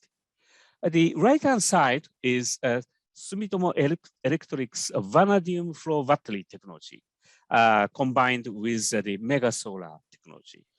As you may know, output of the solar power cell fluctuates, so that we need to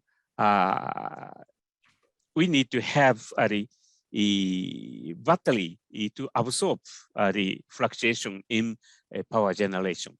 So vanadium flow battery is Sumitomo's the original technology for enabling efficient charge and discharge operation in big amount of electricity. These are only 2 examples of our green technology transfer.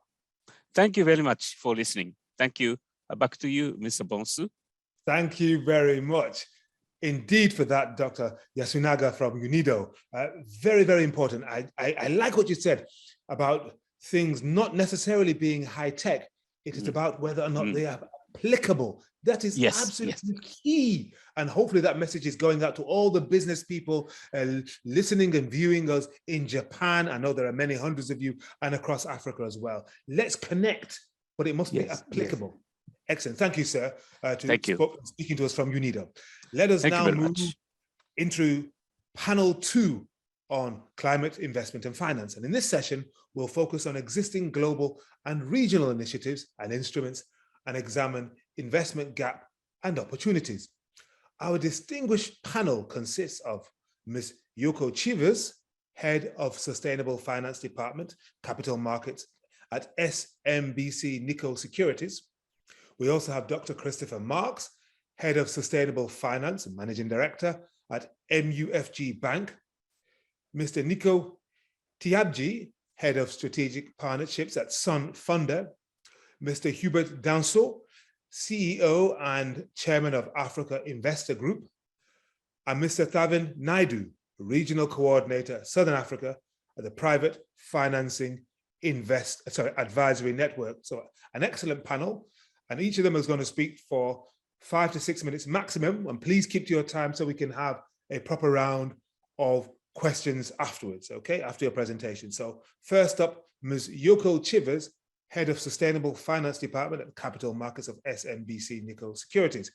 And before that, she worked in Environmental Report Assurance Team at KPMG AZSA Sustainability, and also worked for the International Emission Trading Association to promote emission trading and promote those standards globally. Ms. Chivers, over to you.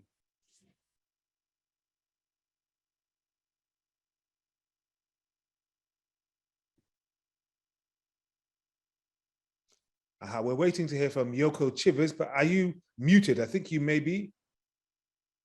Let's have a look. Hello. Yes, we can hear you. Please, the floor is yours. Oh, okay. Oh, okay. Thank you very much. My name is Yoko Chivers. I'm working for SMBC Nikko Securities. My team supports our clients to issue Gss Bond, which is an abbreviation of Green Social Sustainability Bonds. Today, I'd like to explain the overview of sustainability market. Please go to the next page. Next page, please. This page explains global sustainable debt market trend. It's also called Gss Bonds. And in 2021, the issuance amount of Gss Bonds in global reaches to close to $900 billion US, which is almost double the amount of 2020. In 2021, due to the global decarbonization trend, the issuance amount of green bonds increased significantly.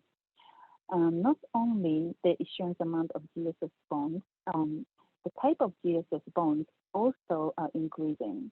For example, in addition to green bonds, social bonds, sustainability bonds, sustainability-linked bonds and transition bonds are now available for issuers to choose from. And if you look at the pie chart of upper right side, it shows the issuance amount by country. The amount in Africa is currently only 0.2% of total global issuance amount. Please go next page. And this page, I'd like to explain types of sustainable debt market. For the left side of the table, bonds, social bonds, and sustainability bonds are use of proceeds type Gss bonds. And the fund raised has to be allocated to green or social eligible projects. And sustainability linked bond on the right side of the table is a new tool. For the linked bonds, issuers need to set up corporate-wide sustainable targets, such as greenhouse gas emission reduction targets. If the issuer cannot meet the target, then the structure of bonds will change, such as coupon step up. Transition bond is also a new tool. and the issuer needs to disclose climate transition strategies, greenhouse gas emission amount, and also reduction targets, which has to be aligned with Paris goals. Transition bond could be either the use of proceed type or linked type. The issuer can choose a type of sustainable debt depending on their needs. Please go to next page.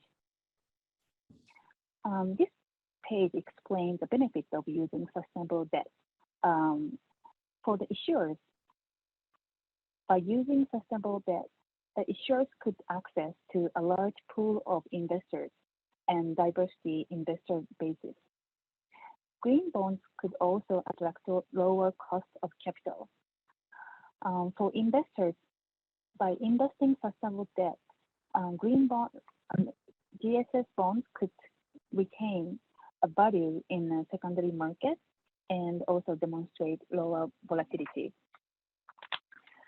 Next, I'd like to look at the GSS bonds in Africa. Please go next page. Next page, thank you.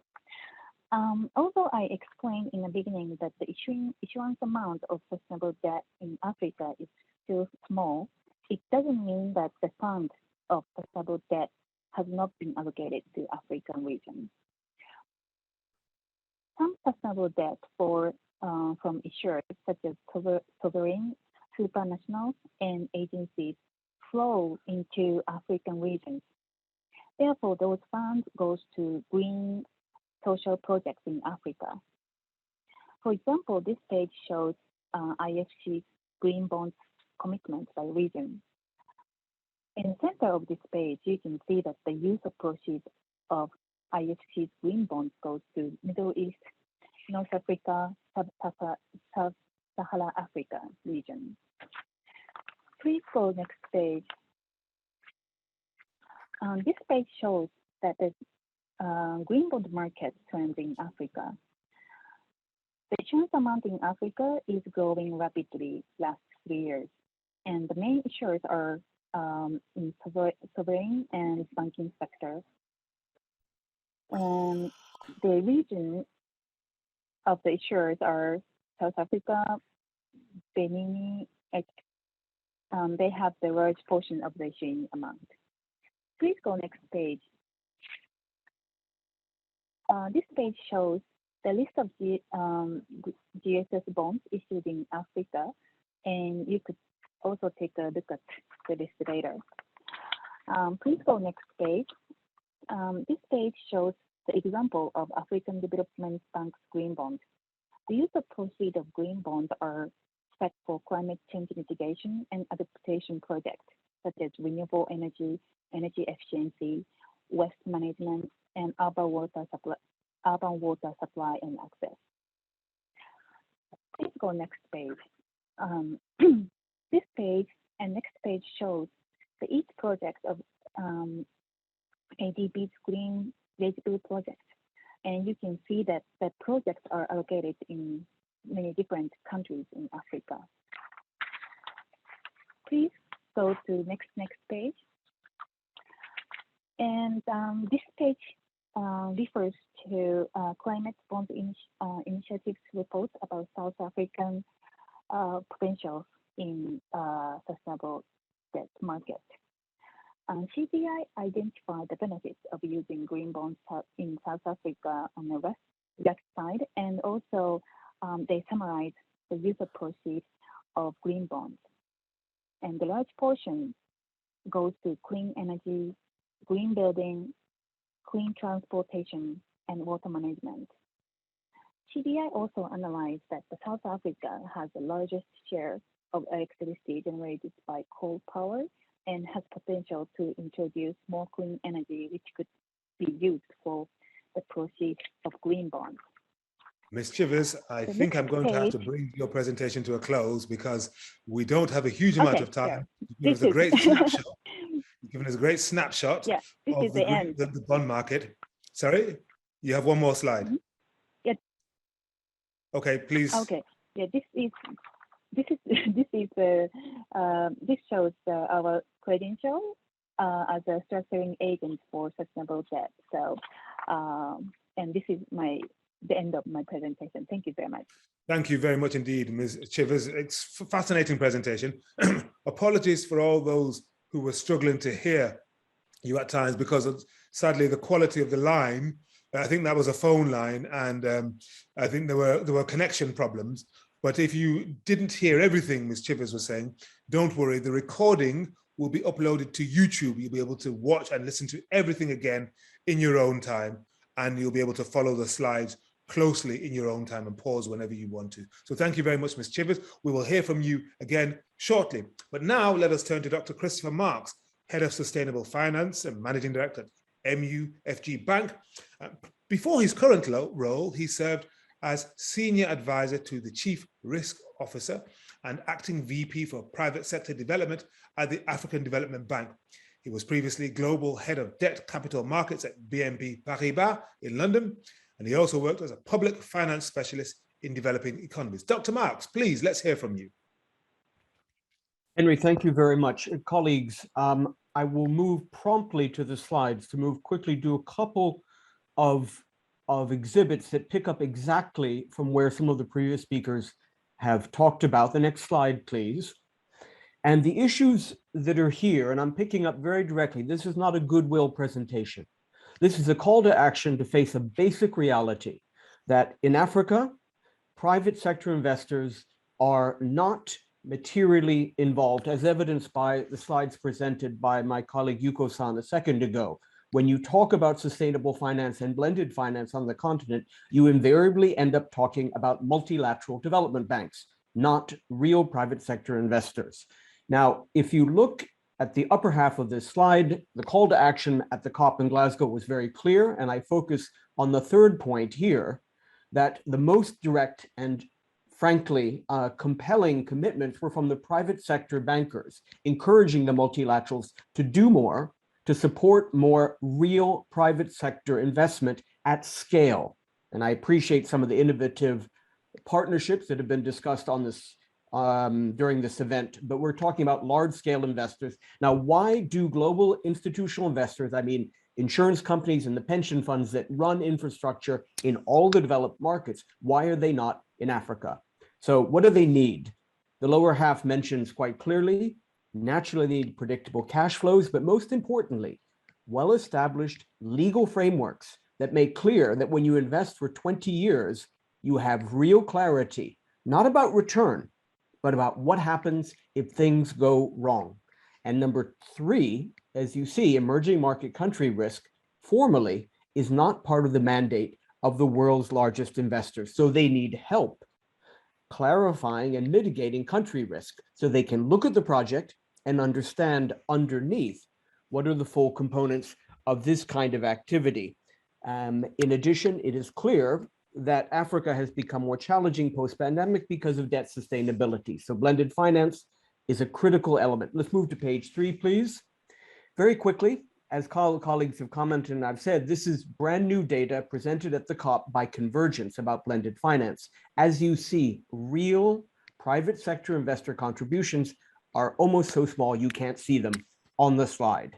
So when you talk about blended finance, invariably, as my colleague mentioned, you're talking about bilateral, multilateral, or development finance institutions that are casting their efforts towards private sector work, not private sector investors. Next page, please. Most of the blended finance work, you see it clearly, goes to middle income countries. We're talking about Mexico, Chile, Malaysia, Central Europe. Africa does pretty well in relative terms, but it's concentrated in the middle income parts of Africa, a lot of work in South Africa, evidently, and up in North Africa. If you look at the least developed country circle there, not a lot of activity, notwithstanding all of the talk for many, many years during events such as this one. Next slide, please. Let's go directly to a real live project that is going on today. Now here, this is a green bond being set up for a solar field in a single B jurisdiction. This is a real, honest to God, live project right now. So big sponsors, big companies that people know globally, solar PV, the technology is pretty clear. Look at the left-hand side at the risks. What do institutional investors worry about? Naturally, will the off-taker pay for 20 years or 25 years? 2, can they really understand a government where they've never invested before? The government will not interfere directly or indirectly. Number 3, that kind of technology, which they are familiar with worldwide, is it going to work in exactly the same way in conditions in Africa, which are untested at large scale for these investors? And most importantly, as I said, if things go wrong, will the legal framework work in a predictable way, the way it does in France, in Arizona, in Taiwan, or Korea, or elsewhere where they invest?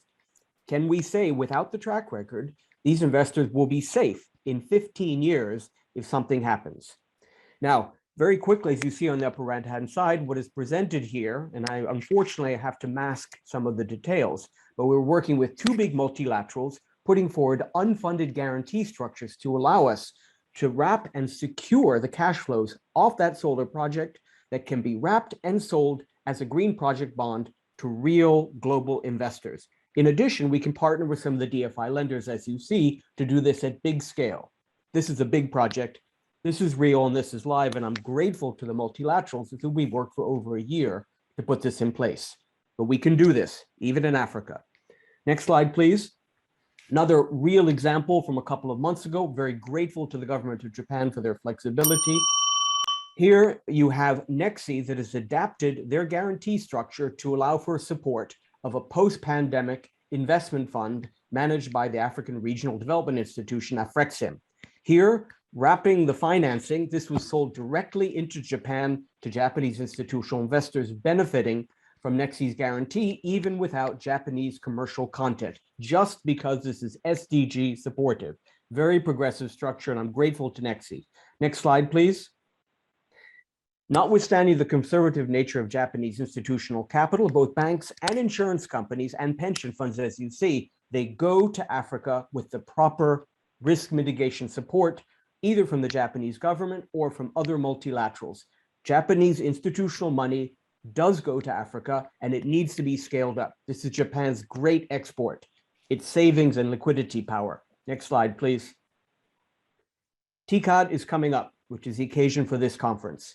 I would encourage the government of Japan, with all of the evidence that I've talked about, to continue its leadership in blended finance, and as we will talk in the next few minutes, to think about how its existing instruments can be adapted to expand on the kind of activity I've presented in my slides. Thank you very much. Thank you very much indeed, Dr. Marks. A pat on the back for the Japanese government and a clarion call for them to do more, to lead even further. And that's fantastic. And I noted very, very closely the 4 or 5 things that you feel that investors need to know about before they can put their money in, risk their investors' money. Will they pay? Will there be government interference? What about the legal framework? Will the technology work? Will it work like it would in France, Arizona, Taiwan, or Korea? All real world practical questions. Thank you very much indeed. We'll hear from you again. Now on to our third presentation. It's from Mr. Nico Tiabji, Head of Strategic Partnerships of Sunfunder. Now, he joined the Nairobi-based impact investor in 2016 and played a key role in closing over $150 million for distributed clean energy in emerging markets, primarily in sub-Saharan Africa. He also worked on the European clean energy transition at Bloomberg New Energy Finance and initiated off-grid solar and energy access. Let's hear from Mr. Tiabji. It's over to you. Thanks very much, Henry, and hello, everyone. Indeed, thank you for the opportunity. I'm with Sunfunder, we're a specialist finance company. Greetings from Nairobi.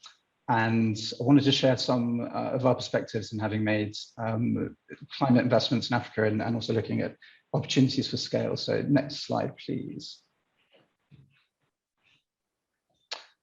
So we got started almost 10 years ago to address the debt financing bottleneck for the emerging off-grid solar companies, specifically in sub-Saharan Africa. In fact, this is a perfect segue from Christopher's presentation because that was exactly their issue. They couldn't access the loans they needed to scale from the private debt markets in Africa or internationally for that matter, as an emerging clean energy sector. In that 10 years, we've built the most extensive track record of these investments, working with nearly 60 companies. That's in 23 countries, including 18 in Africa. And as a result, have directly impacted over 8 million people through our investments and significant annual carbon emission cuts as well. Just very quickly about our team, we're around 40 people, most of us based in Nairobi. We also have offices in London and Paris. We're a very diverse team, 16 nationalities, almost as many languages, and predominantly female and predominantly African. Next slide, please. Now I'm going to zip through some of these slides and not spend any time on this at all really, but just to say that everything we do is at the intersection of climate change and inequality. These slides will be sent around as well, so you'll be able to reference them, but next slide, please. So the segments we cover, I mentioned the off-grid solar.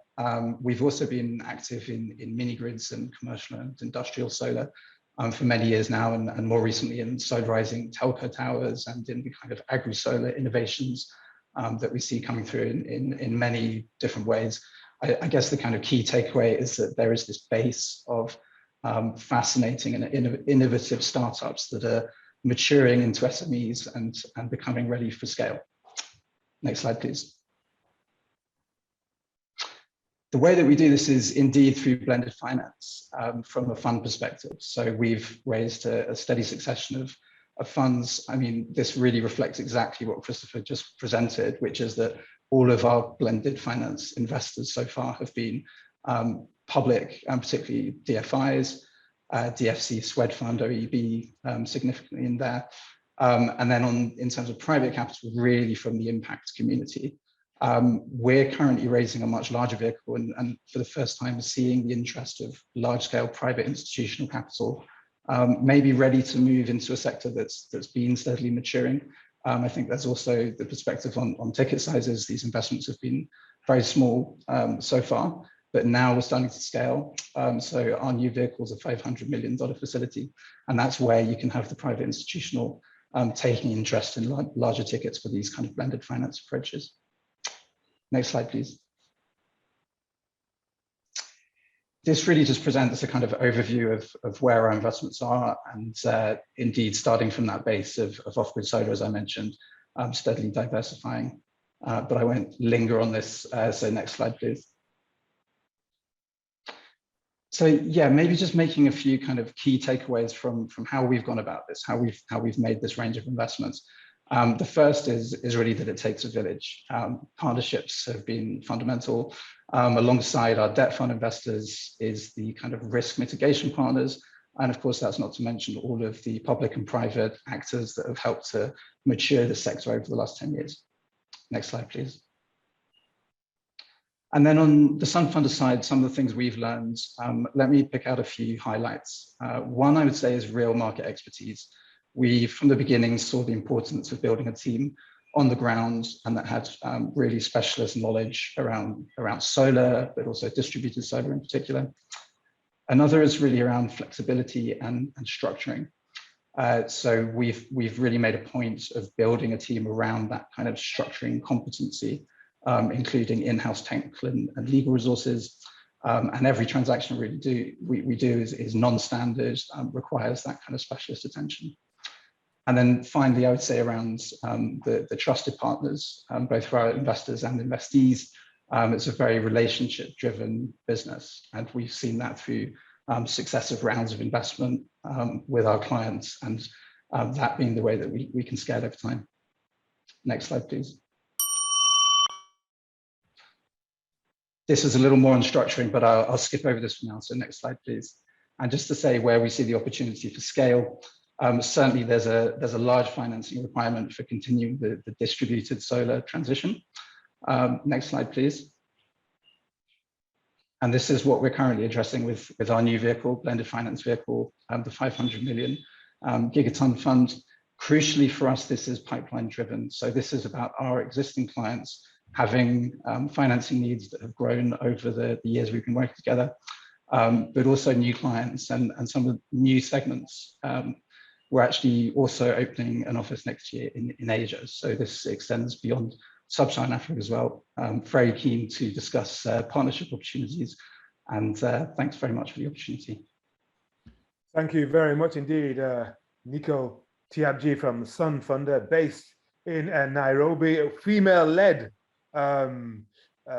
company, which is fantastic. And I like what you said about taking a village and doing the risk mitigation and your own expertise and real market experience, especially in the key area of structuring. This is key, and a lot of people struggle or fall down at that particular level. So we'll hear from you again very shortly, and your presentation followed on from Dr. Marx's very, very neatly. So now let's move neatly on again, and we'll hear from another African business leader, Mr. Hubert Danso, chairman of Africa Investor Group. He serves as chair of many organizations, including the CFA, New York Society Global Asset Owners Advisory Council, the chairman of the African Sovereign Wealth and Pension Fund Leaders Forum, and also the chair of the African Green Infrastructure Investment Bank Advisory Board. So we are waiting with bated breath for Hubert Danso. How are you, and welcome? I'm very good, Henry. Really great to see you again. Let me just start by thanking the organizers for this invitation and the opportunity to introduce our Pan-African green finance and investment approach and our views on the types of platforms that we think can have an impact, not only now, but in the future. Look, I think we all understand that it's very well established of course, especially after COP26, that world governments, global development finance institutions, multilateral development banks now realize that there is no single pathway to net zero that can be met to address the Sustainable Development Goals, the Paris Agreements, infrastructure and energy, multi-trillion-dollar financing gap. And this is even for bankable green transition and net zero infrastructure projects, without exponentially increasing the scale and the speed of global institutional investor allocations that can be rapidly deployed and perform at the asset and the project level.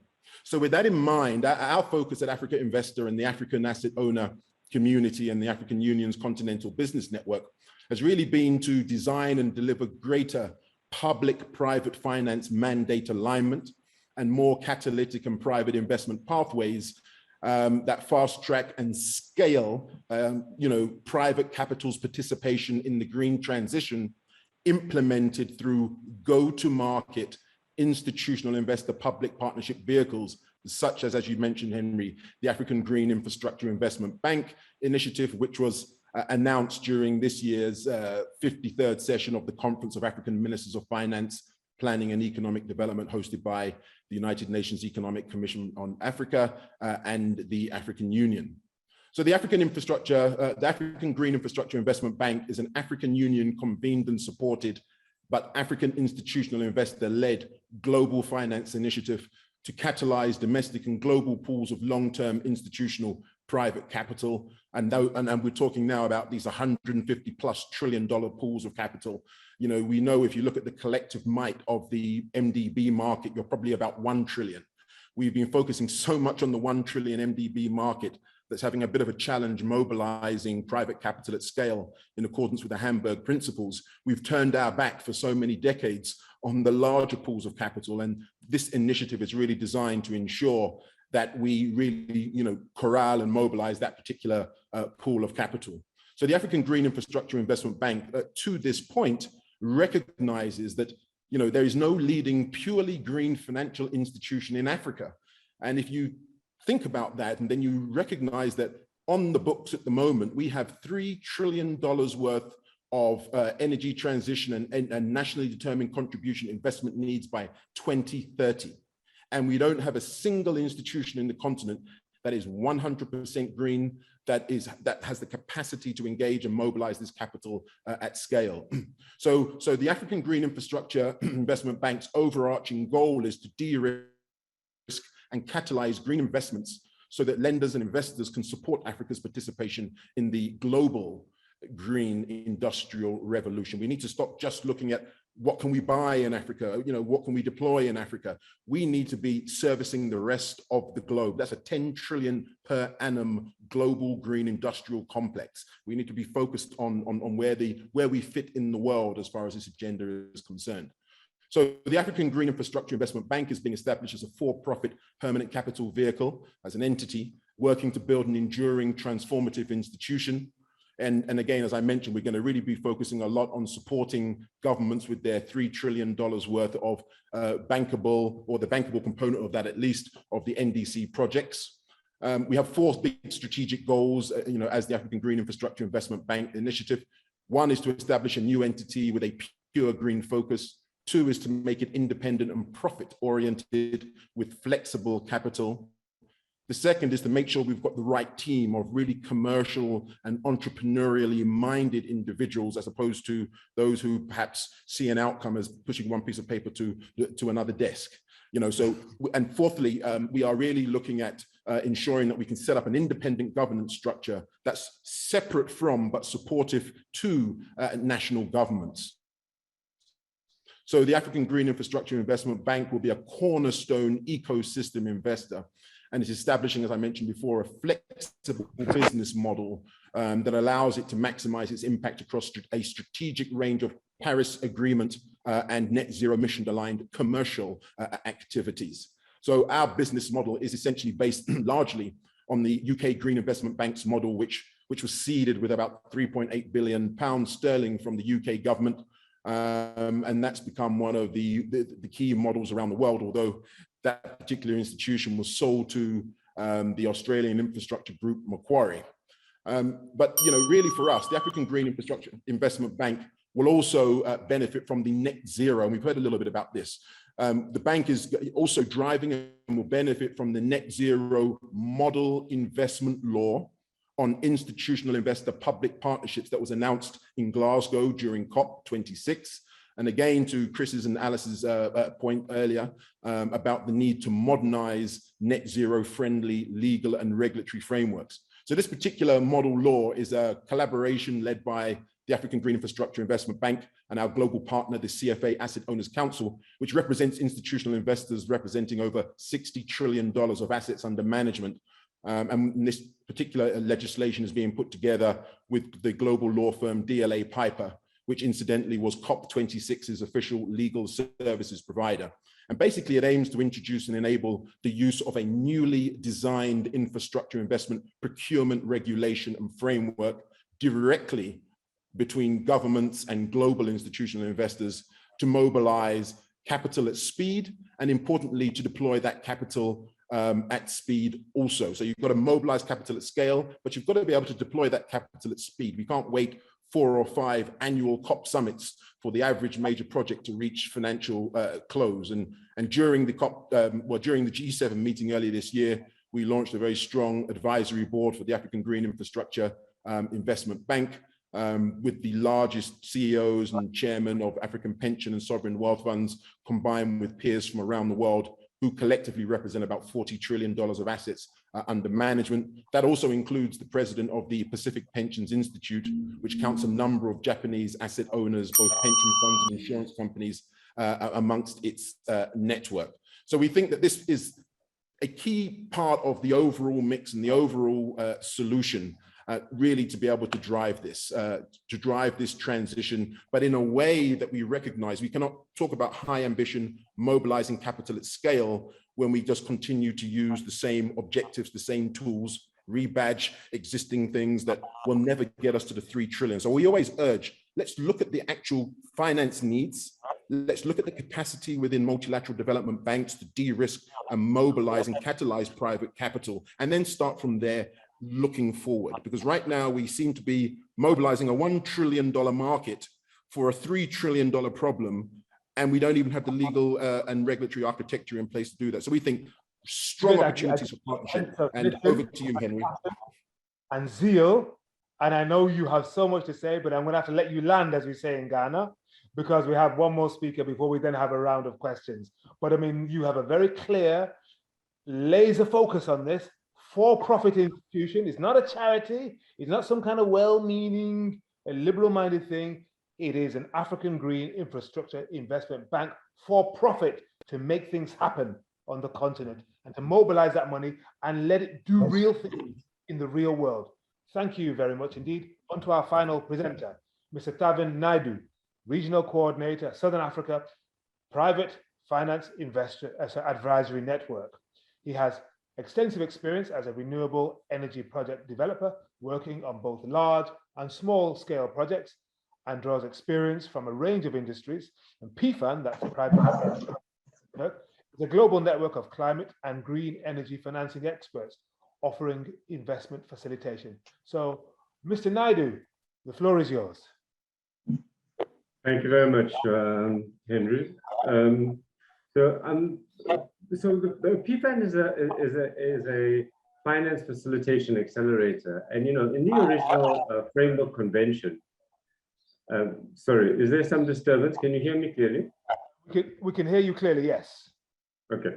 In the original framework convention, there was this clause about technology transfer and a finance mechanism to provide that. So I'm really glad to be speaking here because, we were originally housed by ISET in Japan. And that was from our start to 2016. We're now housed by UNIDO and REAP. And essentially, next slide, please. Next. So essentially what we are is this global network of professional advisors that support these projects access finance. And remember, we're coming at this from the climate mitigation and adaptation perspectives. But a lot of these projects are what you would regard as green projects. And within our network, we also have sectoral partners who help us achieve our objectives. And of course, we have an investor network that we take these projects to, people like Sanfunder. Next slide, please.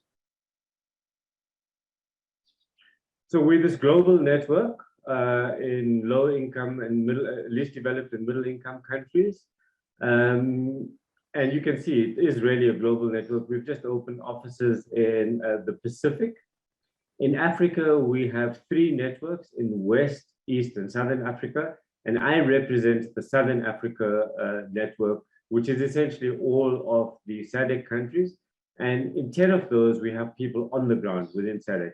Of course, in other parts of the world, we have people on the ground in other countries as well. Next slide, please.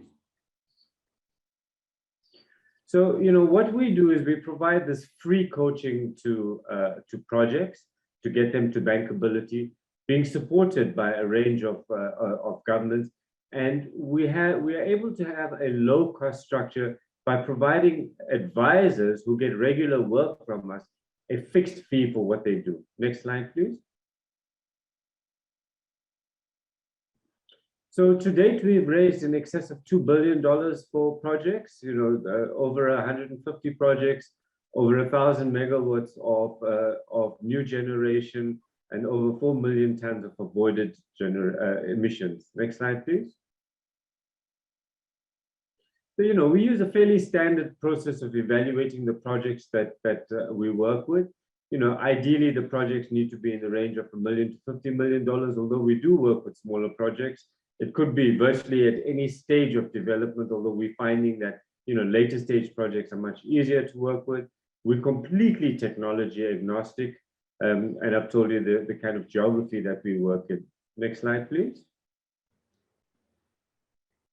So, working from both the mitigation and adaptation perspective, we've now got a whole range of sectors that we are able to work in. So, a lot of these also overlap with what are regarded as green sectors.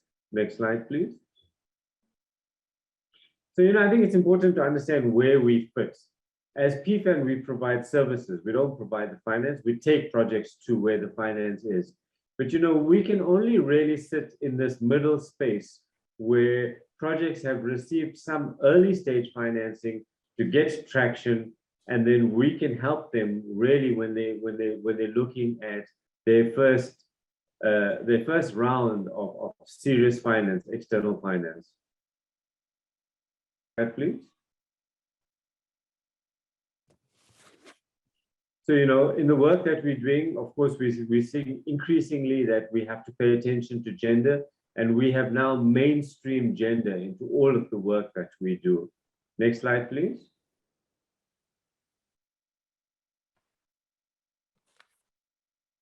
So just a few examples. This is an example out of West Africa where they use wastes that they convert and into a biofuel gel.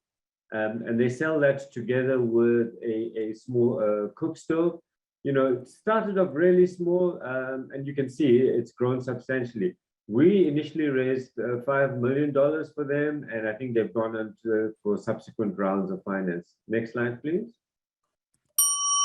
This is another interesting project, and I think the interesting thing here is that they are able to provide energy to rural communities at a price that's affordable to them. Next slide, please. This would be the last one. So this is a much bigger scale project in South Africa. Again, another interesting project. It was the first wheeling project in South Africa where the energy was not sold to the national utility. And I think that's it. Thank you. Thank you very much indeed for that, Mr. Tavan Naidu from the Private Finance Advisory Network. You've explained who you are and what you do, occupying that crucial middle space. Because if we don't have people there, then the two sides, never the twain may meet. And then we say, well, there's all this potential, there's all this natural resource, there's all this money that's looking for a home. Why are they not connecting? So the middle space is absolutely crucial. Thank you very much to our 5 panelists. And we're now going to do a round or so of questions. And we're going to go back to Ms. Yoko Chivers from SMBC Nikko Securities. Yoko, I'm hoping you're still with us and you're on your phone line. Yes? Yes, I think so. Yes. Good, we found you again. All right. So you highlighted an increase in green bonds issued in Africa, the majority of which are issued by sovereign actors and the sovereign sector. How do you foresee its growth in terms of issuers and sectors in years to come? Overall, the Gss Bonds issuance in Africa is still underrepresented right now. However, we expect that the issuing amount in Africa will continue to increase in coming years. It's not only SSA space, but also banking, financial sectors, and also infrastructure sectors. It's also because Africa needs funds for climate change mitigation, adaptation, and resilience measures in Africa. Also not only SSA, but also like financial space institutions where banks to finance renewable energy, energy exchange, and sustainable infrastructure and green housing. Those sectors, I think, is going to be important in coming years, and therefore the issuance amount of Gss bond is expected to grow in coming years. Thank you. Tremendous. Thank you very much. That's optimistic again, Ms. Chivers. So we're going to harness that optimism and see if we can transfer it to Dr. Christopher Marks from MUFG Bank. And you highlighted blended finance, and you framed it in a particular way, those multilateral development banks, as a key risk mitigation measure to attract the private sector investors that we keep on being told are out there and they're hungry. So where do you see the gap and the scale-up opportunities? And what is your concrete proposal for Japan? Henry, thank you. I'm quite direct in my response here. I think if you look at the experience of Latin America in terms of the scaling up and the kind of activities we're discussing, if you look back, and I worked on these projects 20 years ago when the ratings were weaker, you see a full evolution from funding all manner of climate relevant and socially relevant infrastructure, originally with high levels of sovereign and multilateral support. And today it's done directly by US insurance companies that provide all of the funding for solar, wind, offshore water, and other infrastructures without credit enhancement. We're at the beginning of that process in Africa, and there is no limit to the interest if we can start to work on the kinds of structures I've discussed. Number two, second question regarding specifically what the government of Japan and our host JICA can do. The government of Japan is the largest blended finance contributor in terms of climate finance to Africa. That's data from Convergence. So Japan is there and they're putting their money where their mouth is. I would suggest two things. Number one, JICA is still very much focused on the traditional toolkit of direct lending. And our colleague from JICA mentioned, for example, the Olkaria fields in Kenya, which are famous. They're all done directly financed by JICA and its partners. We could do that on a blended finance basis. They're very attractive assets. Everyone understands the appeal. So I would encourage JICA to think about the use of bond-funded guarantee products, first loss structures. These will allow JICA as well, not only to increase the range of their activity without increasing their funding responsibility, but also diversify, get the Japanese insurance sector involved in terms of partnering to take the risk off JICA. So it's part of a general global approach to making good use of Japanese taxpayers' money. Number two, I would encourage the Japanese government, and again, JICA, which they have not done, to invest directly into the partnering institutions that we talk about all the time in Africa, the regional development banks, partners like Africa Trade Insurance Agency. The Japanese government likes to partner, signs lots of MOUs. They should invest directly in the equity, the way the Chinese do, the way the Indians do, and the way the Americans and the UK and the Germans do. That will really increase the leverage Japan has. And finally, to multiply the number of options they have to pursue the activities we're focused on. Thank you. Thank you, Dr. Marks. A real direct appeal to the Japanese government. You're doing a lot, but there are other things you can do and you can be more effective. That's what you seem to be saying there, and directly to JICA as well. Right, to Mr. Tiabji from Sunfunder. Now, your company, this is, I think, a word of congratulations to you. You recently won the UN Global Climate Action Award under the Financing for Climate-Friendly Investment category, which is great, so congratulations for that. And that was for industry-leading record of debt financing for the distribution of solar in Africa. You mentioned that. What's your plan to upscale your business and also the future areas of financing for the next, say, 5 years? Thanks, Henry. Yeah, thanks for mentioning that. Yeah, indeed, it was an honor to be recognized for some of that work at COP26. I mean, I think I certainly agree with what Hubert was saying around some of the takeaways from COP, not at the scale of ambition we need, but a lot of rallying calls, particularly from private capital. And I think where we're seeking to build on the work we've been doing is to provide those opportunities for capital to find projects, essentially. So I mentioned the Gigasyn Fund we've launched. That's the first in a series of funds really looking to scale up activity this decade, this crucial decade for climate change. That fund itself already provides opportunity for a range of different investors, exactly in the kind of blended finance models we've been discussing, targeting a first close in sort of Q2, Q3 next year of around 250 million. And indeed, I mean, that's offering the ability to leverage impact through the blended finance model, as well as diversify. I mean, what we're really good at is identifying these opportunities, structuring them appropriately, and managing the risk with our team on the ground. I guess a couple of other things that we're seeing as kind of useful for the sector. We recently launched a standalone advisory business. The aim here is not to try and win donor contracts. It's really to provide the transaction-specific advisory around structuring, again, building out of our kind of one-stop shop team here in Nairobi. So yeah, we're excited about the opportunities for scale. Good. I can feel the excitement emanating from the screen, and it's tangible, and I'll hold it. Thank you very much indeed. And also enthusiastic and keen is Hubert Danso from the AI group. So Hubert, I mean, urgent climate finance, there's a gap in Africa. Talk a little bit more about it in terms of supporting Africa's green recovery and transition and adapting and mitigating for the climate risks we know are all there. Briefly, if you will.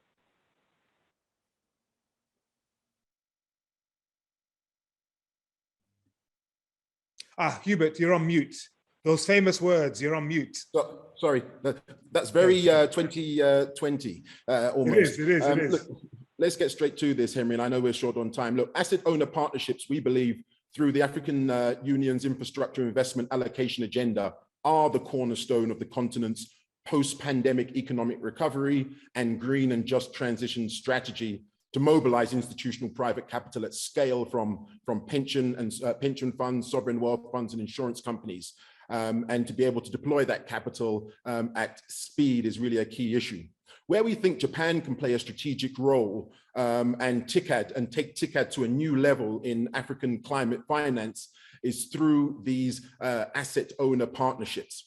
I mean, the reality is, I think approximately 297 trillion yen, what's that, $2,854 billion is the size of the Japanese pension system. It's the third largest in the world. And with all of these excellent credentials that we've heard about Japan being one of the largest climate investors in Africa, we feel that Japan is uniquely placed to really support the transition and mobilize and catalyze more global institutional capital, particularly on the back of the political will around TICAD. Two little examples. I mean, we know that the Japanese government are really at the forefront of this innovation. The government pension fund, GIPF, 1.x trillion fund, probably the largest pension fund in the world, that has an MOU process in place with the African Development Bank on social bonds. But if you also look at the Japanese government's view on asset owners, we've also seen that JBIC, one of our co-hosts here, has put a pledge of $4 billion for Indonesia to establish a sovereign wealth fund to spur ambition. So we'd like to see some of these strategic initiatives and opportunities coming to the continent. So we see many synergies between TICAD and the 5% agenda from the African Union and the just transition and financing and investment opportunities that could deliver competitive and risk-appropriate returns. So in this respect, we see opportunities for the current and planned TICAD programs to mobilize and very specifically twin African and Japanese domestic pension funds and insurance companies in the spirit of delivering this agenda and developing partnerships that can meet these particular goals. So just to close off, Henry, we therefore strongly support as the African asset owner community and recommend that TICAD 8 incorporates Japan Africa asset owner partnerships as a key COP27 strategic partnership initiative. And as we know, we haven't heard it said today yet, but Africa is hosting the largest global COP meeting next year. It's going to be in Africa. It's an African COP. This is the time where we need to start aligning ourselves around some of these particular opportunities. So I think this long-term capital will definitely benefit from Japanese investors and companies, and at the same time address the continent's climate finance gap, to answer your question, and support our green recovery and just transition. And importantly, as I mentioned, it is important that we as the continent look at investments, not only from what do we need in the continent to meet the goals, but how can we orient our private sector so it can grow and increase its share of the $10 trillion per annum global green industrial economy. You bring Japanese technology and partnerships and capital with our capital, and we can increase. Thank you very much for talking Africa to the world, but a real series of targets you're setting for TICAD 2022 and COP27. So Tunisia and Egypt. Excellent. Thank you very much indeed. Now let's get back to Southern Africa. Tavin Naidu from PFAN. Same question to you essentially, the urgent climate finance gap in Africa. Where do you see it? Especially regarding the green recovery and adaptation and mitigation for climate risks. Briefly, if you will. Thank you. So, we work with such a range of projects and, from small projects to larger projects. And we've just been through another round of project evaluations, and there's a huge missing link in terms of from the idea to get going. That early stage financing, we have people like EEP Africa, AECF, and they're really good providers of project pipeline to us. But we need much more of those. You need those early stage incubators that can take an idea and start implementing it. I mean, we've got this incredible challenge of speed and scale right now in terms of dealing with whatever's going to come down the climate pipeline. We've got to get going. We've got to do a lot more. And when you look at all of these smaller projects, it's very hard often for us to find a place to place them. You know, solar cook stoves are a good example, a fuel-efficient cook stove. You know, for years we just could not work with them because the projects were too small. So how do we develop a process of aggregating these projects? And, you know, perhaps there's an opportunity there to do almost like a kind of thematic approach or a sectoral approach or a programmatic approach, where you can start supporting projects where you know there's huge opportunity, but the projects individually do not create the kind of scale you want. Of course, you know, for us, you know, we have a lot of difficult countries in Africa. And, you know, the sovereign credit rating is always an issue that there's not much that one can do about it. But, you know, everybody's talking about blended finance. And I think that within blended finance, one of the big needs right now is the kind of guarantees to get past those sovereign risk issues. Where are the guarantees to support those the initiatives that can bring the money in, but, you know, there's still this degree of insecurity. And I think, you know, it's been pointed out that the renewable energy sector has provided lots of examples of what you need in the early days of any new initiative. You know, from the feed-in tariffs to all these kind of awards that, you know, happen regularly. Where are those for the green sector? And, you know, the last point I'd like to make, and it's, you know, in view of the scale of the challenge, I think we have to start addressing our fear of failure.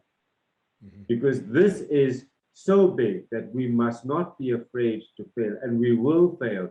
There will be some initiatives that will just not make the grade, but we've got to get going, and with the kind of honest bravery that this challenge requires. Okay, thank you very much. As somebody once said, the only thing we have to fear is fear itself. Remember that, one of the former US presidents. Excellent, Tavan Naidu from PFAN, thank you very much. And let's thank our other panelists, Hubert Danso, Nikio Tiabji, Christopher Marks, and Yoko Chivers. That was our second panel. That was on climate, investment, and finance. Just a couple of takeaways, I suppose, from our two excellent panels. I mean, keyword running through all of them is a new green value creation in Africa. We need that for our survival. 4 elements being really raised again and again: finance, regulations, technology, and partnership. Think about that. Think about where that takes us. For international partners like Japan, risk mitigation efforts to accelerate private finance, again, crucial. Green transition is a direction the world must head toward, including Africa. Africa is not on its own, it's part of a global market, the global humanity. So many varieties of business opportunities for mitigation and adaptation solutions. We're talking not only renewable energies, but also water, agriculture, buildings, mobility, eco-tourism. So much. Africa, as always, potential, but it has to be realized. Right, so our 2 panels have concluded, and now we're going to ease, let me use an athletics metaphor, down the home straight. We're kicking for the line. We're going to hear from a couple of business leaders from Africa and Japan, and they're going to deliver key messages to our public and private sector partners who are still with us in Japan and across Africa. From Africa, we're delighted to invite Mr. Kibo Jena, Executive Director of the Pan-African Chamber of Commerce and Industry. He oversees the unique organization representing the interests of business and trade associations in Africa. And before that, he presided over the Addis Ababa and Ethiopia Chamber of Commerce, the Ethiopian Business Coalition Against HIV/AIDS, and the Ethiopian Red Cross Society. He'll talk to us for a couple of minutes and send us forward toward, I suppose, a really positive conclusion. Mr. Kibo Jena. Thank you. Can you hear me? Yes, we can, loud and clear. Good. No, let me start by thanking the organizers and giving me the opportunity actually to reflect on this issue. As we all know, in recent years, African governments and businesses have expressed a strong interest in exploring how green growth can and is strategically advancing in their countries and on the continent. in general. And although Africa's ecological footprint is still relatively small compared to other parts of the world, that is, this trend is increasingly changing. Africa is also one of the most vulnerable regions to climate change. These local changes interact with local environmental issues, which you just raised earlier, such as land degradation, the depletion of natural resources, air and water pollution. Growing population and urbanization rates further underline the urgency of strengthening resilience of livelihoods and sustainability, managing essential ecosystem goals and services. Africa is therefore approaching environmental threshold, and adapting to these realities is crucial for ensuring that growth is sustainable and benefits Africa's current and future generation. It's important that we understand that growing green, which also includes the private sector as a main actor, means managing the trends that are ineluctably coming and ensuring that growth is of quality and sustainable. Let me emphasize that there is no one-size-fits-all green growth solution, given the differences of development context in which African countries operate. Green growth is rather about pathways, and targets can be achieved through several options and channels. We believe green growth is not an impediment to development priorities, but rather is essential to achieving them, as it places emphasis on inclusive growth, ensures better human health, environmental conservation, and provision of ecosystem services, while also preserving employment opportunities. Finally, let me just say, what is needed to mainstream green growth is a rethinking of economic growth and systematic change of the status quo to develop a new and more comprehensive architecture for economic development over time. Thank you, sir. Thank you very much indeed for that very thoughtful series of conclusions, Mr. Giena, Executive Director of the Pan-African Chamber of Commerce and Industry. Now, we're going back to Japan, and we're excited to invite Mr. Mutsuo Iwai, who is the chairman of the Africa Project Team at the Japan Association of Corporate Executives. And in April last year, he became the chairman of the association's Africa Development Assistance Strategy Project Team, which he's been leading, and he's been doing business advocacy for Africa, and recently issued a policy recommendation for increased investment and business from Japan to Africa. And he is a deputy CEO of Japan Tobacco International. Mr. Iwai, please, your thoughts. はい、ありがとうございます、ボンズさん。本日はご挨拶の機会をいただきまして誠にありがとうございます。JICA、UNDP、そしてユニドの皆様、そしてすべての関係者の皆様に御礼申し上げます。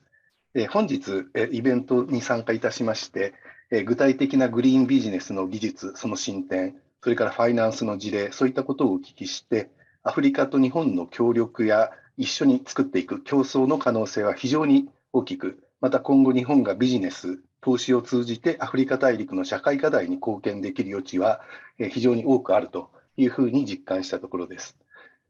経済同友会では、日本企業のアフリカ進出促進を通じて日本経済、社会への還元のみならず、アフリカの持続的な開発、成長に貢献できることを目指して活動しております。昨年来、本会では、コロナ禍におけるアフリカの社会・経済状況を把握するため、アフリカの経済団体や国際機関などの専門家の皆様と意見交換をさせていただきました。こうした会合を通じて、コロナ禍を経て、アフリカ各国が中長期的な視点を持って解決すべき社会課題を明確に認識し始めていると感じています。それはヘルスケア、農業、そして本日のテーマであるグリーン、そしてデジタル、そういったものが挙げられます。私たちはアフリカと手を携えて共に成長していくために、日本の強みを生かした協力、連携の方向を探り、直ちに行動を開始すべきと考えています。私たちは日本が大きな成長力を持つアフリカとともに成長していく、そういった機運を醸成していきたいという強い思いがあります。この思いとともに今回は今年の10月にアフリカとの関係をより一層進化させたいというふうに考えまして、アフリカに日本の開発投資を加速させる、そういった提言書をまとめて公表いたしました。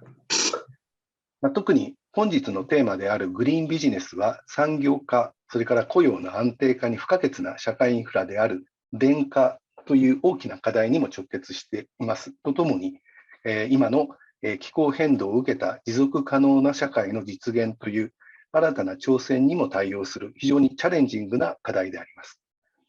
アフリカにおけるグリーンビジネス、気候投資は単に経済的リターンを追い求めるだけではなく、社会課題の解決、つまり国連の提唱する SDGs、アフリカ連合が提唱するアジェンダ2063の視点を取り入れて同時に進めていく必要があるというふうに考えております。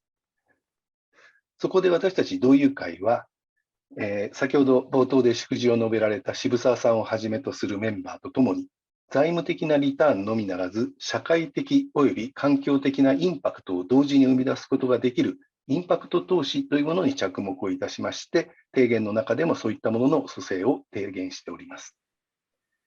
アフリカの大陸の発展は世界全体にとって非常に重要な課題であり、日本は大企業に加えて中小企業もベンチャーもその技術やノウハウを生かしてアフリカの持続的な成長に力強く貢献することが望ましいと思っています。そのためにはアフリカ開発に特化した官民連携によるインパクトファンドを新たに設立し、日本企業のアフリカ開発投資拡大の呼び水にしたい、また、これがアフリカの抱える社会課題を解決するために、日本のアフリカへの開発投資を加速するとともに、アフリカとともに成長していく近道なのではないかというふうに考えております。また、日本企業のアフリカ投資加速には、強固な官民の連携が不可欠です。これまでやってまいりました政府による ODA の案件や、大企業が自分自身の事業のオーガニックな成長を志向する、従来の投資の進出ということは、アフリカの開発の中の縦糸だといたしますと、これからはやはり日本とアフリカ双方のスタートアップ企業や中小企業との連携、また M&A、そしてインパクトファンドの蘇生など、新たな手法を今度は横糸として紡ぎ合わせて、With Japan の経済開発、つまり日本とアフリカが手を携えて前進をする経済開発を推進していくべきだと考えております。今回、フォーラムを開催された JICA、UNIDO、UNDP の皆様におかれましては、我々経済同友会をはじめ、官民での連携を一層強化し、共にアフリカの持続的発展に向け取り組めればと考えております。最後に、現在コロナの影響で人的な交流が一時的には滞っておりますけれども、来年2022年、チュニジアで開催される TICAD8 に向けて、再び日本とアフリカの交流が活発化することを記念しております。今回、フォーラムで得られました知見とネットワークが参加される皆様方にとって実り多きものになり、アフリカ、そして日本双方の発展につながることを記念いたしまして、私の挨拶とさせていただきます。どうもありがとうございます。Thank you very much indeed. Your words are gratefully received, Mr. Iwai. And yes, looking forward to Tunisia and TICAD number 8. Thank you very much. And we are now coming to the end of our side event. And I invite Dr. Ayodele Odushola, Director of the African Finance Sector Hub and South Africa Resident Representative for the UNDP. He started our session and he will now close our session. Dr. Odushola, please, we welcome you back. Thank you very much, program moderator. And I just want to use this opportunity to say it's a big thank you to you, to the guest speakers, the panelists, the co-organizers, and distinguished participants. We just witnessed a very rich and informative exchange on green business and climate finance in Africa and possibilities with Japan. and I wish to register UNDP's sincere appreciation to our co-organizers, all distinguished speakers, panelists, and participants. The various perspectives presented today further confirm that the private sector has a key role in addressing today's growing existential challenges of climate change, while at the same time meeting the needs for sustainable development goals and growth recovery post-COVID-19. While there is a growing appetite for greater private sector engagement in green business and climate finance, accelerated private sector participation hinges on at least 4 key imperatives.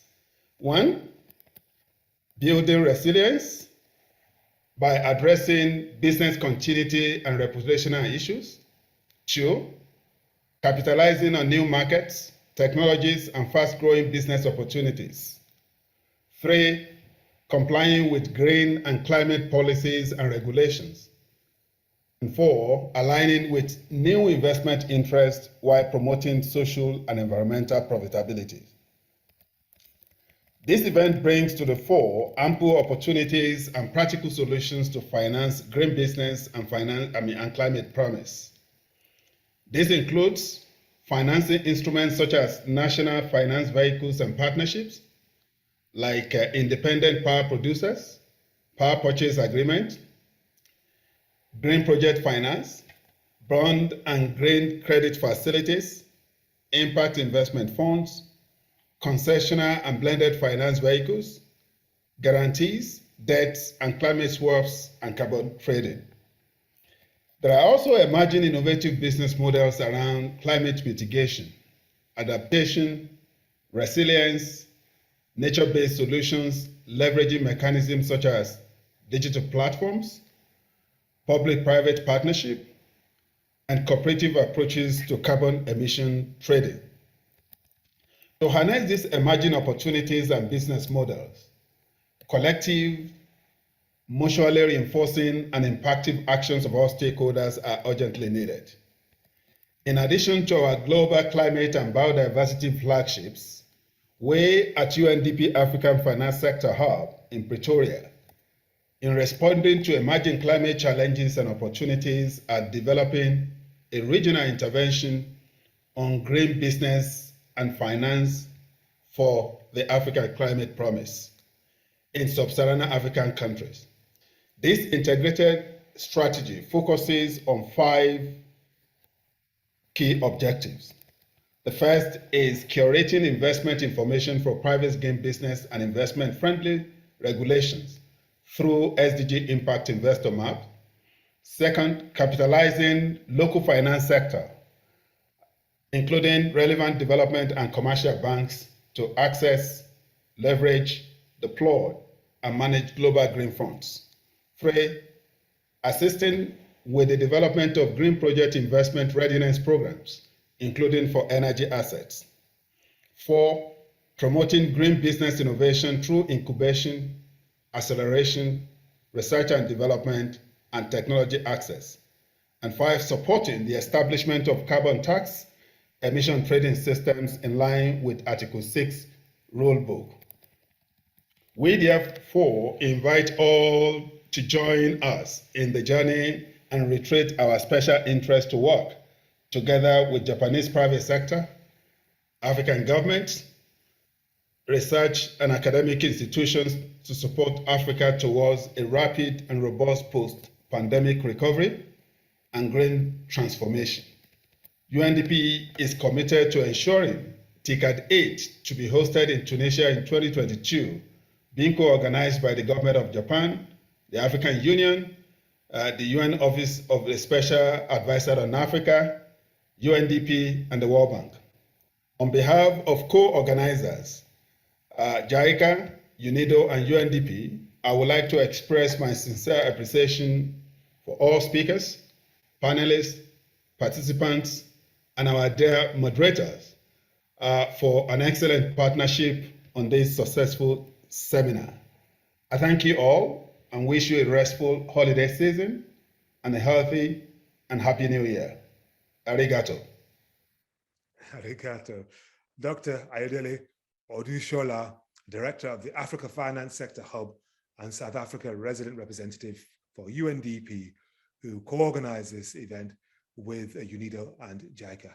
Thank you very much indeed. Look forward to seeing you in Tunisia next year for TICAD 8. And I can now formally declare this side event closed. Thank you very much indeed for joining us.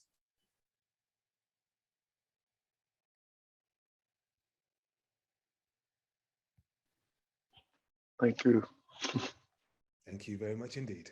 Thank you very much. Bye.